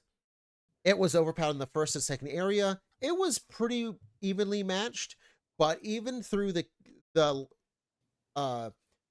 three or first bosses, the race in the city and canyon against them, I beat them with the Lotus, and even the street race against Darius, the last one, I beat him. But the very last race, that last canyon one, it is impossible. The game all of a sudden looks at you and goes, "You're in a tier 2 car? Yeah, no, you're not allowed to do that. Yeah. Not allowed to do it." So last minute, I had to buy a tier 3 car, and I had to learn to drive it because it handled way differently than my fully unlocked Lotus Elise. And yeah, and it was pain. And then the game just cuts to black after going, "People are faster than you. You win." Just a static screen. It's like that was unsatisfying after the pain of trying that race over and over and over again, having to do all 4 of these back to back. And then he's just like, "People are faster." The game just goes, "Hey, you did it." It's like, what the fuck? At least Good job taking over the city. Go ahead and use this car in free races. yeah, at least most wanted is like, "And now you have to escape from the cops one last time," right? Like that's a cool escape. The end of the game is, wow, you actually escaped the city. You're leaving now. You jumped the bridge that was closed this whole time. Congratulations. This game's just like, it's done. We're out of here. I don't want. We're not gonna waste. We're packing up. We're the. It's like, what the fuck. So. Yes. Now it's time for us to go through our what notes we took. Yeah. Oh yeah, let me open that. Yeah. May I? Wulfryk, we'll let you go first. I want to hear yours. Cool. So when you mentioned that you had a naming scheme that made it so that like this obviously was like a sequel to the name that you had given your previous notes. Yes. I altered my title slightly so I could also be in line with that. So the original was Got to Go Fast, Very Desired. This one is Got to Go Fast, Graphite. We both went just a random other material. Well, graphite is related to carbon technically, but I just went with aluminum. I thought it was funny. so here are my notes. Everyone and my mother is fucking showing up in this cutscene. Guess I'm going with the Mazda since the others corner like bricks on ice. Neville looks like a side character from a mid-2000s Nickelodeon live-action teen sitcom. Under that, immediately afterwards, Neville looks like a Spy Kids background character. Damn. AutoZone sponsorship all over the place. What in God's green earth is this victory theme? These crew intro vids are something special. Drift really races are tough, but cool. Man, I gotta defend territory too? Gah. Sal looks like discount Elijah Wood. Yeah. Yeah, that does. It's the eyes. Drift races are real tough, but I'm enjoying them. More fun than the drag races. I feel like Need for Speed Most Wanted had more track venues per area. Feels like no matter where I start a race, I always end up on the same 3 or so tracks. The boss race sucked. TFK looks like the guy from American Psycho had Surfer Bro fucked up hair. Why does copyright music only play during free roam? Why did this game do this? The perfect starts are neat, but could be implemented better. Angie looks dumb as hell. Wolf's a bad driver and a worse loser. Or sorry, autocorrect apparently turned it to laser. Colin looks like he's been divorced 3 times and draws his stubble on to look manlier. Territory defense fucking sucks. Sometimes I just can't rev my engine for perfect start now. Won't go over 1k RPM. I don't know. Of all the game modes, I didn't really like the drifting one, honestly. The drifting ended up being my favorite one because I got super good at it. Turning feels painfully inconsistent. Go ahead. I'm sorry, I'm just gonna Go. block you back for a second. I just pulled up the Need for Speed Carbon Neville intro. Yeah. Already forgot that he's wearing like his big Hawaiian shirt, but under that Yeah. he's wearing a blue shirt with a number 4 on it. Yeah. He's He's wearing a jersey under a Hawaiian button-up shirt. I could make this man in the finals as a heavy. He's also got sideburns for days. He looks like he would be right at home in a Smash Mouth music video. He's grown up Gibby. Go ahead and finish your notes. Let's see. Turning feels painfully inconsistent.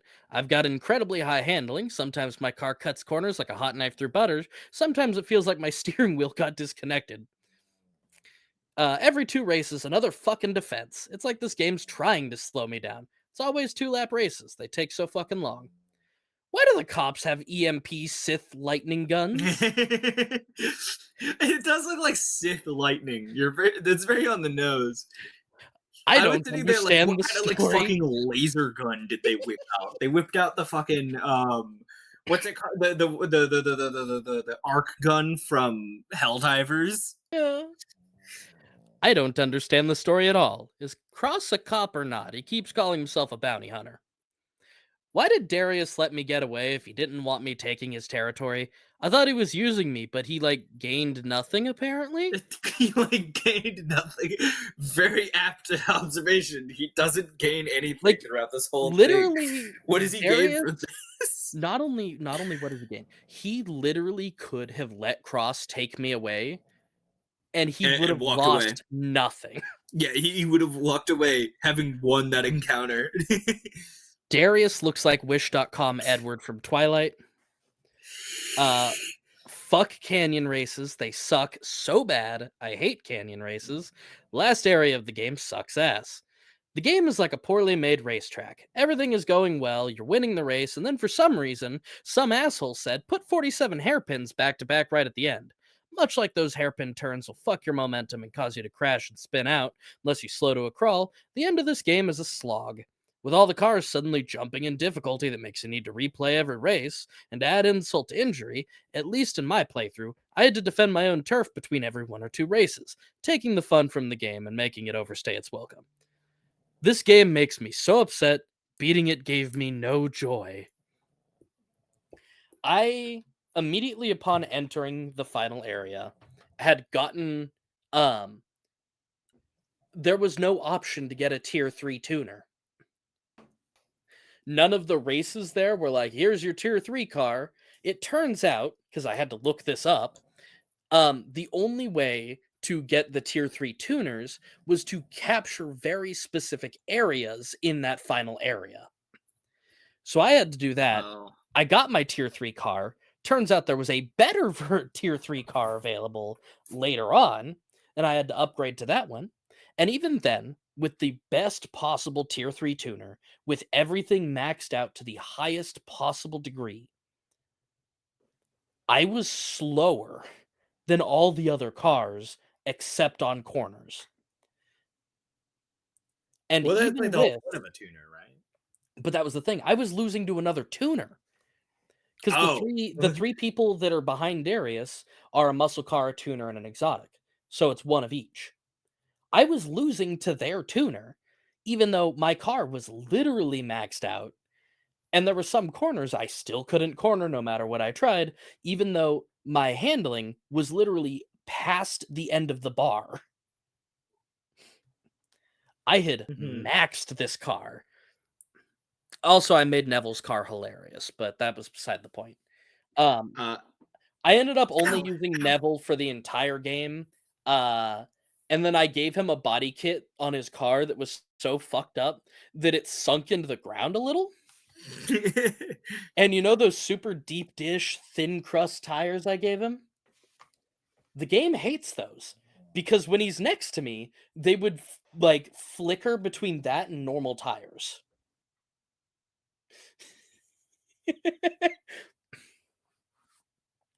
But that's all my notes.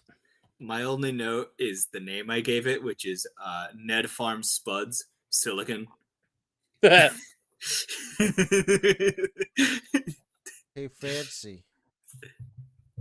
Are you alive? Did you fall asleep? What? Yes, You did. Yes, you he did. he did. Is that on the bingo card? Yeah, Yep. it Yeah. might as well be. Do you have any notes of Carbon? I just didn't like the drift races. Hey, I Understandable. didn't either. I preferred them over canyons. Specifically, the God. one on the canyon. Yeah, that one sucked. Now, everything, like, honestly, canyon races drag the entire game down for me. What else? I don't know whether this is a 1 out of 10 or a 5 out of 10. I came out with the general consensus. 1 out I of like, 10 or 10 out of 10, I mean. I like Most Wanted more. Yeah. The Neville intro alone bumps it up 4 points. Am I right in thinking that the game mostly takes place at nighttime?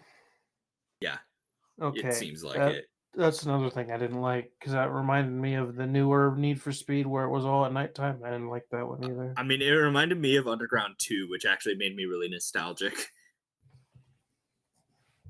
I like to see what I'm doing. That's nice. I don't. To be Oh. fair, when it comes to like racing games that I compare like racing games to, the game that I immediately always think of is Burnout. Burnout Paradise. Oh, That that is was a good the game. racing game to me. So like like so far, no game has come that close to Burnout. It's really hard to beat. Ooh. I don't know if Yeah. do I have a sticky note with a name on it? No, I don't. Wow. Come up with one right now. Let me look at the Most Wanted one I did and come up with something there.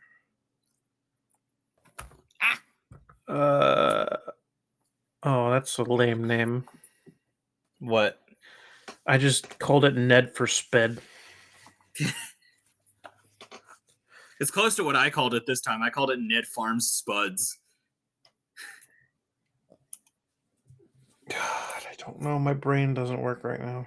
That's okay. It's late. I have notes. Oh, you haven't done your I have not. That was just the That was story. the story. That was me actually retelling the story. I don't have. I can go through my notes pretty quick. They brought back the real acting, Which was a good idea. It yeah. keeps the game hilarious. Yes. The very first thing you see is the same "Don't Street Race Kids" thing. I'm the Yeah. monkey. I'm the monkey. Yeah, moving up in the world. Fuck Singular Mobile. We got T-Mobile now. I remember the wingman AI being funky, I think to myself, as I hit the wingman button, making my blocker take out the guy in front of me. Only he immediately crashes into a barrier, requiring me to crash into the enemy so he can catch up and run into him so the tutorial can progress. Yeah. That actually happened. I had to crash him myself so Neville could hit him to move on in the tutorial. Damn. And I'm gonna tell you this right now. That is the exact same on the PSP copy. On the city, they're equally shit. I will say the blockers have this magical ability to drive fast all of a sudden.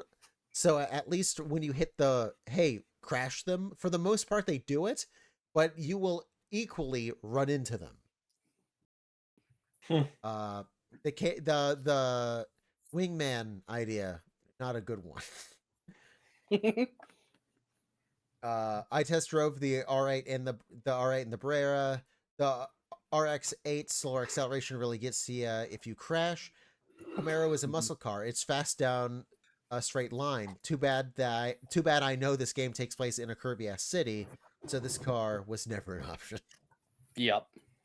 It's worth pointing out, though, with the Mazda, is you could really counteract that low acceleration by just putting nitrous in that. I didn't put nitrous in my car until I was doing my Lotus Elise, which I got right at the end of the first area. I did most of the first quarter of the game with no nitrous because I just didn't need it. Show me up, why don't you? Well, look at Yeah. you, big man. The Brera's just Well, that I mean, good.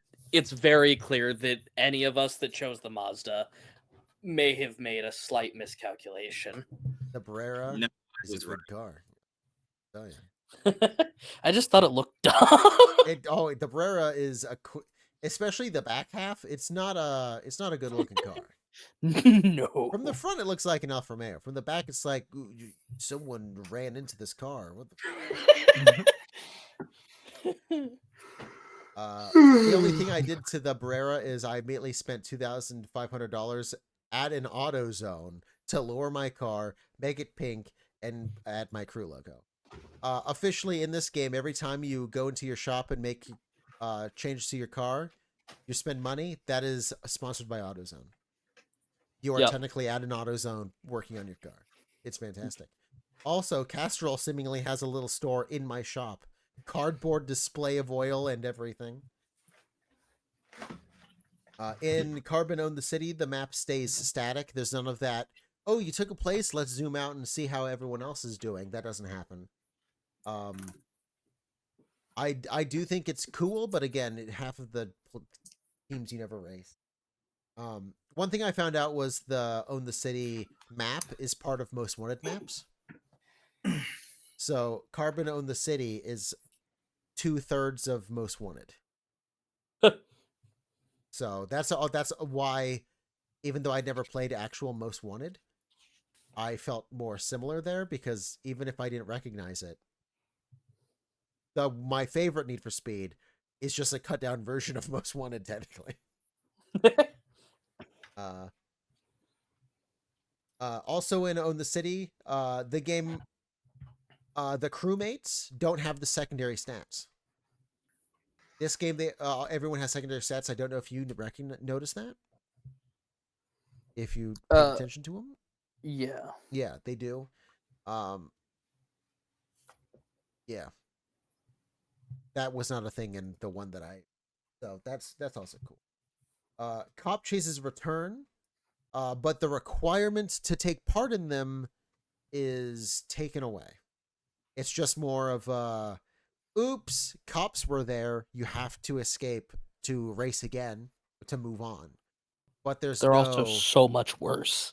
The cops are dumber. Yes, they're dumber, but there's also no reason to keep them around. You just need to escape.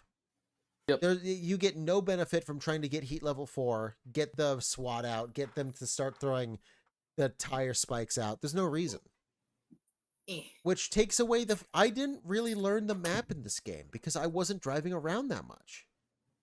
Yeah, I didn't do that either. I didn't really take the time to do that. I just raced. Yeah, you learned the map in Most Wanted by having to run from the cops, but purposely having to make the cops mad to get enough cred to move on as well. So by the end, I really knew Most Wanted's map. Carbon Own the City, you just go to the map, click teleport to race, and you're good. And if the cops don't show up, immediately you can do it again. There's just no... It feels like a classic Need for Speed, because it's more... You remember the tracks that are in the city, but you don't remember the full city like you do in Most Wanted. So that's a lot worse, in my opinion. Even though it could be annoying later in Most Wanted to have to constantly run from the cops, and if you fuck up once, it takes forever to get back up to heat level 4. And then you might, if you get caught too many times, you'll lose your car, that kind of thing. I get it, it's a little more annoying, but it made you play with the cops, and the cops were fun. The cops were good. I was gonna say, my opinion on the cops not being a necessary thing started out as, oh, thank God I don't have to chain these guys around the city. And by the end, it went to, there was no reason to do anything other than fast travel around the city. Yeah. Race types, I wrote them down. You have drift, sprint, circuit, checkpoint, speed trap, and canyon duel. I liked all of them but the canyon duels. In Most Wanted. Can Oh, go ahead. I was gonna say canyons can suck my nuts. Yes, I like the idea behind them, but Yes. mechanically, it honestly, I think they would work better if you had to drift, but you also had to pass. Yeah. If you had to have a high, I think they would have been much more fun if it's just drifting again, but you have to also be first in the race. Well, also like I beat the final canyon race out of pure luck. Same. Darius crashed and I Oh. got ahead of him and stayed ahead of him for 10 seconds and won the whole race. Nice. Yeah. In Need for Speed, drag race was the worst type. This time around, it is Canyon. Though I will say drifting in Underground 2 on the PlayStation Portable was better. Huh. That game full on gives you an e-brake, despite it having 2 less bumpers than a normal PlayStation controller. That game gave you a fucking e-brake. So whenever you wanted, you can drift normally. That would be nice. And in this game, they're like, nah, if you need to drift, Ah, we'll just I'm change back. the physics of the car. I got, I It's got like, what the fuck? booted for a second I there. crash into my crewmate constantly. First Hello. boss race, the flag lady is Can in you a hear me? flight attendant? Question mark. Wolf crashed, taking the first shortcut. Easy dub. This game is Fast and Furious one moment and Initial D the next. Yep. The game was not expecting me to have purchased a Lotus Elise already. Guy couldn't keep up with me. Loading screen hits. Brought to you by AutoZone. Oh, the hints. Every hint. You It's guys like, can hear me, should right, try by the way? this. Brought to you by Yes. AutoZone. It's Yeah. like, Okay. what the fuck? I had some technical difficulties. Dusty, can you hear Eelayne? No. I Uh-oh. had some The stream Leave and can. rejoin. Okay. The I stream might- can? Hold on. Let me check. It might have muted on my end. It did. Fucking VitoTube sometimes does that. Lamau. I knew it was VitoTube fucking up and not you or your internet because the stream could hear you. Your Okay. waveform was still going off. So I was like, it's only me. I'm broken. You are the problem. I was the Yeah, the final area jumps in difficulty so hard because I literally went from having 16 to 20-second lead on the person behind me to fighting for my life in the most upgraded car I could possibly have. So I guess all that's left now is the rating, right? I'm not done with my notes. I'm almost done. Dusty's not done with his Oh. notes. I just have a few more. You know how you did the story in the wrong order? Yeah. For one cutscene I did. I accidentally too early entered Darius's area. And this extra helped me not understanding the story because I didn't realize I did that. I just was finished a race and I was in his territory. So right away, all of a sudden, this guy in an Audio 8 pulls up to me and it's like, I spent all the money, and then just drove off. And I was like, who was that? Who was that? Was that Darius's car? That was weird.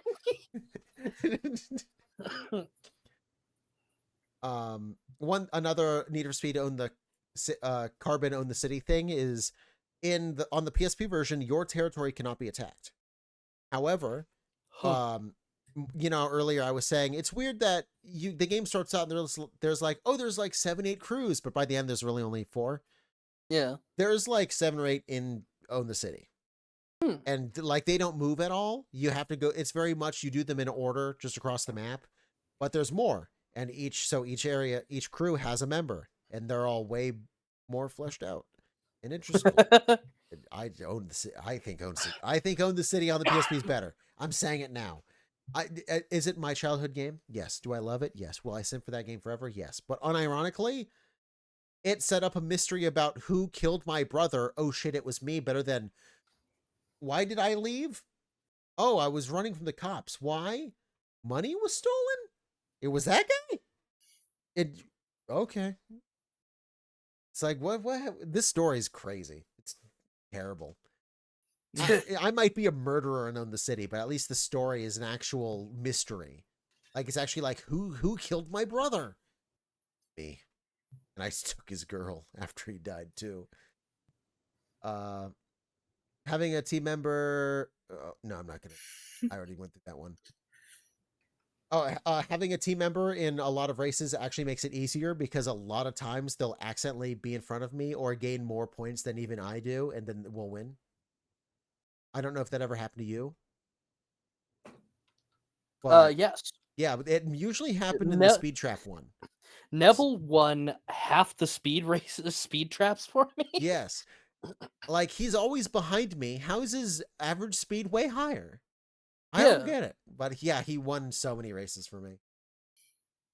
And then just at the end here, I'm going through, like, I spotted a Mazda MX-5 ad, SBD ad, Cooper Tires ad, K&N Filters ad.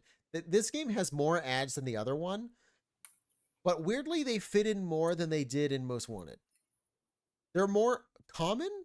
The only funny ones is, for me, the T-Mobile and the AutoZone, because they're the menus. But driving down the road, seeing an AutoZone, driving down the road and seeing a bit, like, a lot of them were just on billboards, which is totally natural, right? Meanwhile, in Most Wanted, you'd be driving around and on every block, there's a fucking Burger King. Right? So I think the ads, for the most part, there's more, but they fit into this world a little better. Yeah. I kept a tracker of how many times my territory was attacked. It was 15. It starts out very slow, but by the time you're finishing the game, it's like every second race. Every other race, Yeah. you're being attacked. That's what I was saying. That shit goes up.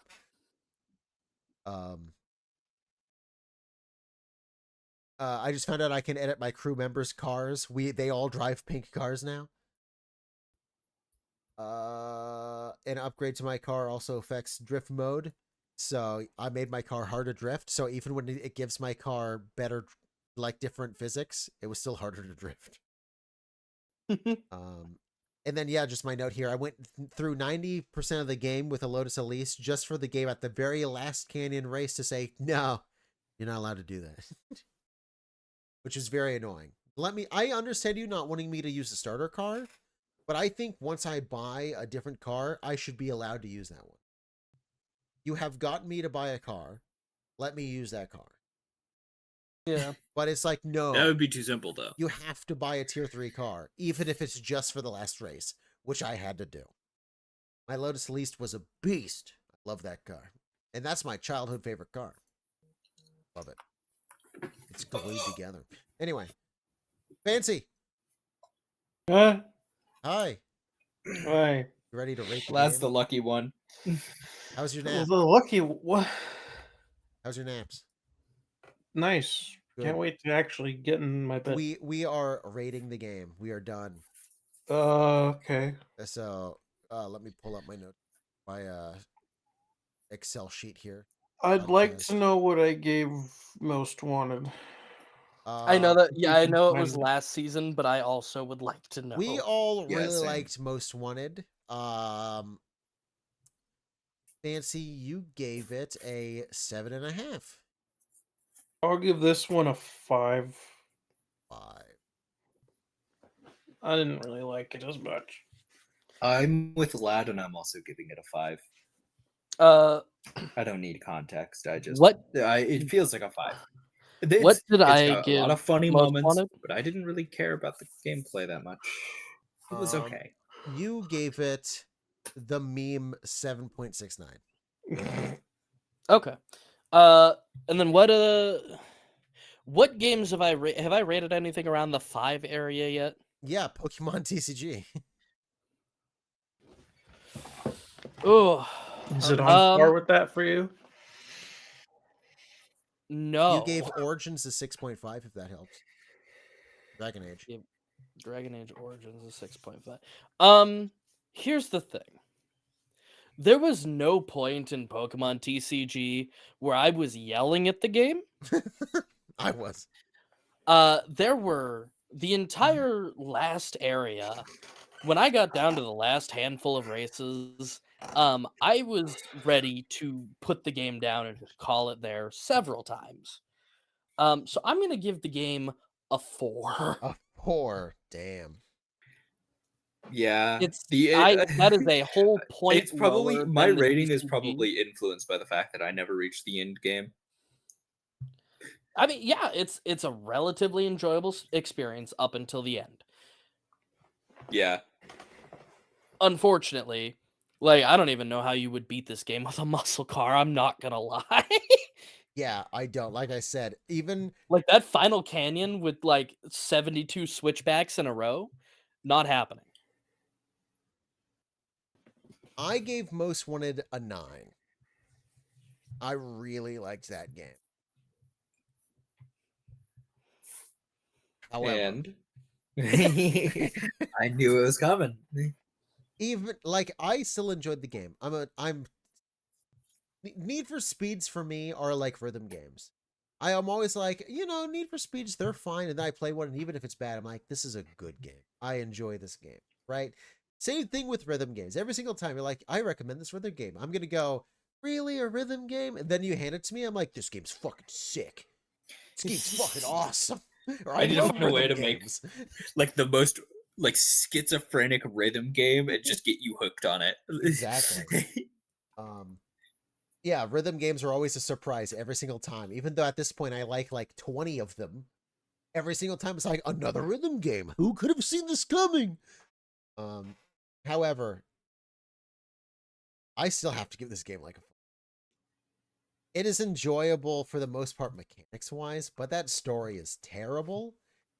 As both a sequel and prequel to Most Wanted, which is an amazing game in my opinion. Super good. Yeah. There's a need. Most Wanted is not a good, like a perfect game, which is why I gave it a 9. I truly think the perfect Need for Speed is somewhere in between Most Wanted and Carbon, but that's heavily weighted towards the Most Wanted side. Yeah. Heavily. I like the car selection better in Carbon. And the amount of customization you I had like with the parts. especially the customization, the auto mold, auto sculpt is fun. Just fuck with the size and shape of anything, cut holes in it. So many holes. Fuck with yeah, like you putting super thin tires that would be on like a show car that would never go more than 20 miles per hour. And you're like, I'm racing in these. Yeah, that's great, but I think Most Wanted got pretty close. The fact that it got me at least to care about the cops in a way that actually made me want to go out and play with them. Yeah. That is the one thing I kept comparing this game to Own the City, Carbon Own the City on the PSP.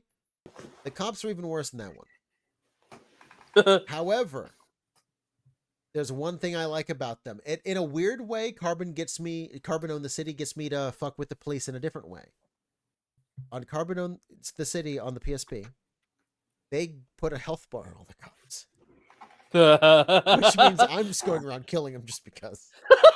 Because they put a health bar on them. Yeah, I mean, that just makes me. I got out of a race one time in Carbon, and I had finished that race at 160 miles an hour. A cop was immediately there at the end of the race trying to block me off. So I T-boned his car at 160 miles an hour. His car flew over mine, and there was a message on the radio that said, "We got a car down." I'm like, yeah, the fuck you do. Yeah. Yeah, much less of a reason to actually mess with the cops in this game. It sucks. Yeah. Most Wanted is a much better game.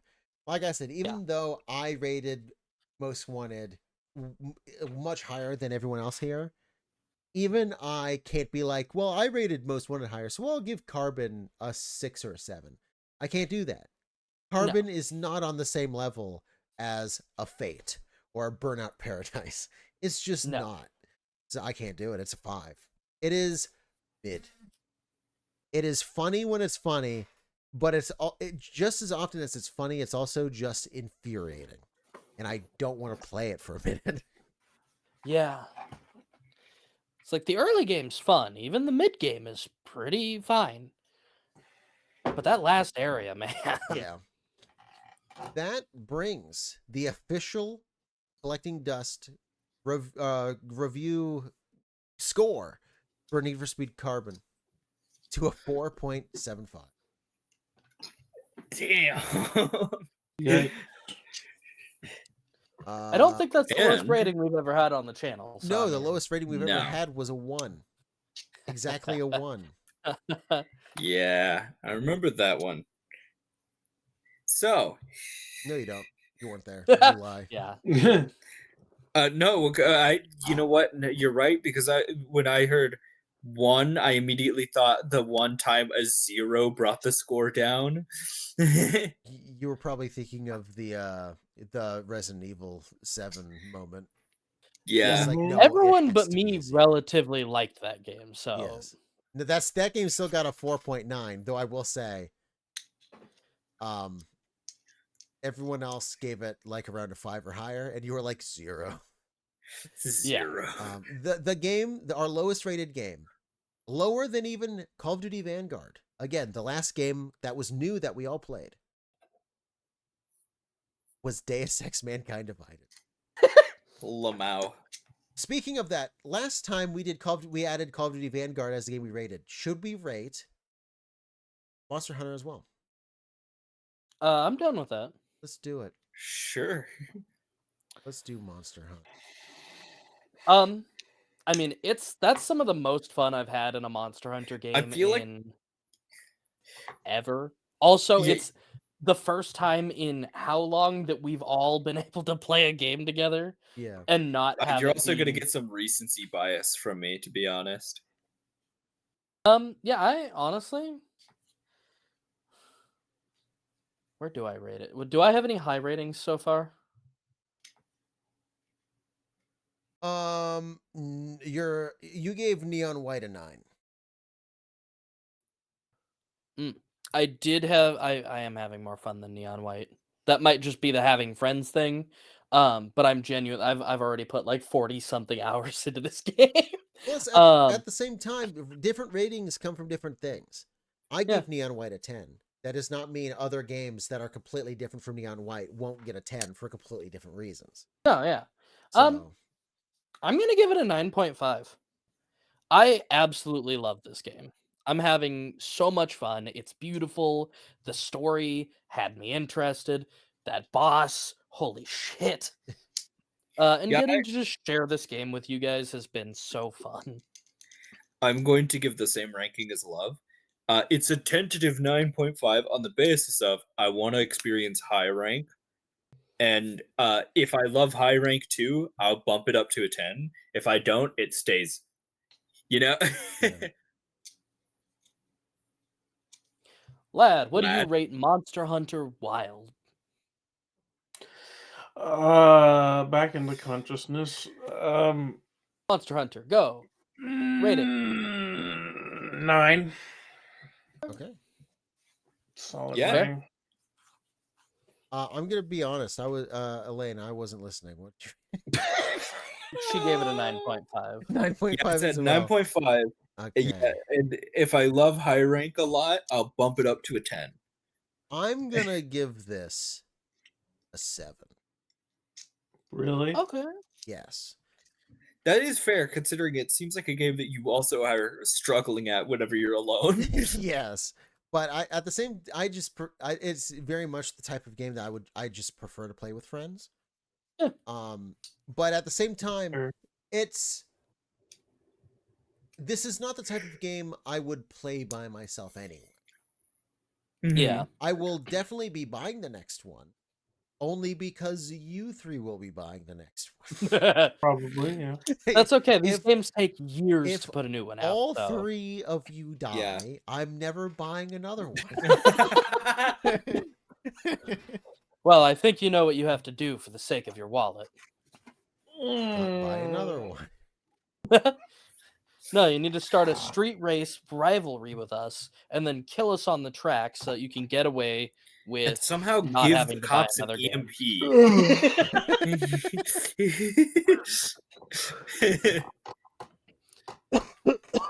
Well, that is this episode of Collecting Dust.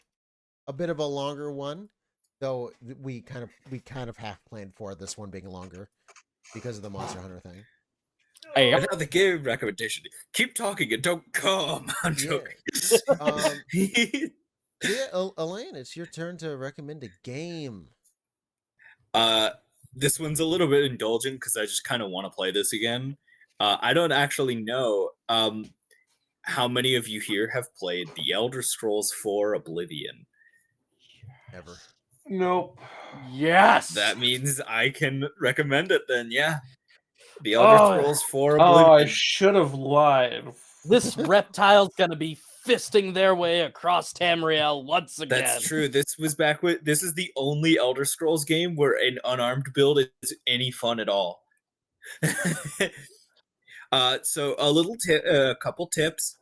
One, lower the difficulty if things feel like unrealistically tanky. The scaling of combat in Elder Scrolls is kind of janky, and it's still not even that good in Skyrim.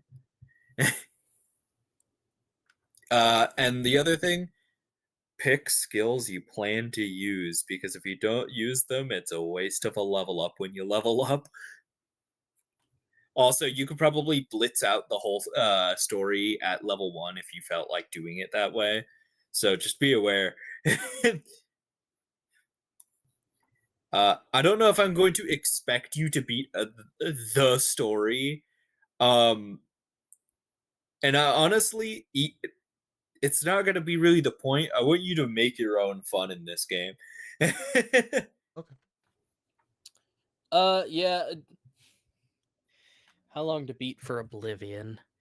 Main story, Well, 27.5 hours. Yeah, that's not happening. But I'll get as far as I Completionist, can. 184 hours. Hold on. Before you go into that, I need to tell you the world record speed run. Because it is very funny. The world record speed run for Oblivion is 3 minutes and 20 seconds. Nice. The 80%, apparently, the 80% is 256. It's one of those things where like the final boss is technically right there. Yeah. Right. Yeah. Oh, it's a Spyro Enter the Dragonfly situation, huh? So the final boss's arena is a place that you can glitch your way into, because the area is just in the Imperial City. You just grab a plate and stick your face against it, and you clip into the Temple of the One, and the door to the final boss is like right there. Okay. So I guess if you wanted to try to speed run the game for the podcast, that is completely valid. It destroys your save state, because you at that point have return the amulet and defeat Mehrunes Dagon on like the same fucking at the same time, because it doesn't count all the quests before it as having been completed. But yeah. All right. ES4. This is my favorite Elder Scrolls of all time. And it also is going to look ass. I promise you. Yeah, it's definitely no RE engine experience. They plan. There's talk that they plan to remake Oblivion. I don't think Bethesda's never done that before, so I don't actually know how to feel about all that. Skyblivion, the Skyrim remake of Oblivion, is also supposedly coming out this year. Yeah. So it's a good year for Oblivion fans. Hopefully. It's a bad year for everybody else, but it's a good year for Oblivion fans. I wouldn't be surprised if they do start remastering games, but I feel like they would want to do kind of the opposite of the next new game. So I feel like if I were them, the next game they're making is Elder Scrolls. So I would probably do a Fallout 3 story. Ooh, I'd be down with that. And then the next game would be a Fallout, and then you could remaster an Elder Scrolls, and do it that way. I think if they are doing an Elder Scrolls remake, And in 20 I years, feel we'll like get the fucking Starfield remaster. well, like the reason I think that they would be doing it is because Elder Scrolls fans have been kind of starved for actual, real, official new content. Yeah, Skyrim that is true. came out 13 years ago, almost. It'll be 13 years ago this year. I don't And do a lot one, but my laptop is getting very hot. What? And I want to Yeah, go to you're- bed. you're- So stop talking, please. Thank you. And now for the next lesson, slavery. Huh. What? that's there's a meme like that. For today's lesson, slavery. And then the guy just takes a drink. Oh, you know what I care about more than these Lamborghinis? Knowledge. knowledge. Oh. Alrighty. All right. Well, I suppose that's it. 3 hours. Let's go. Mm, If you made it this far, type R.I.P. Fance Pants. If you Pants, don't, I'll eat pants. your kneecaps. listen, Number 15. it's been a long day. It's been a long. It's been a long day. I immediately thought that too. Well, we officially hit 3 hours on my Audacity recording, so Yes. I think it's officially time to cut this off. Yeah, Yes, all of a sudden please. when We gotta yours cut- says 3 hours, it's too long. We gotta cut it.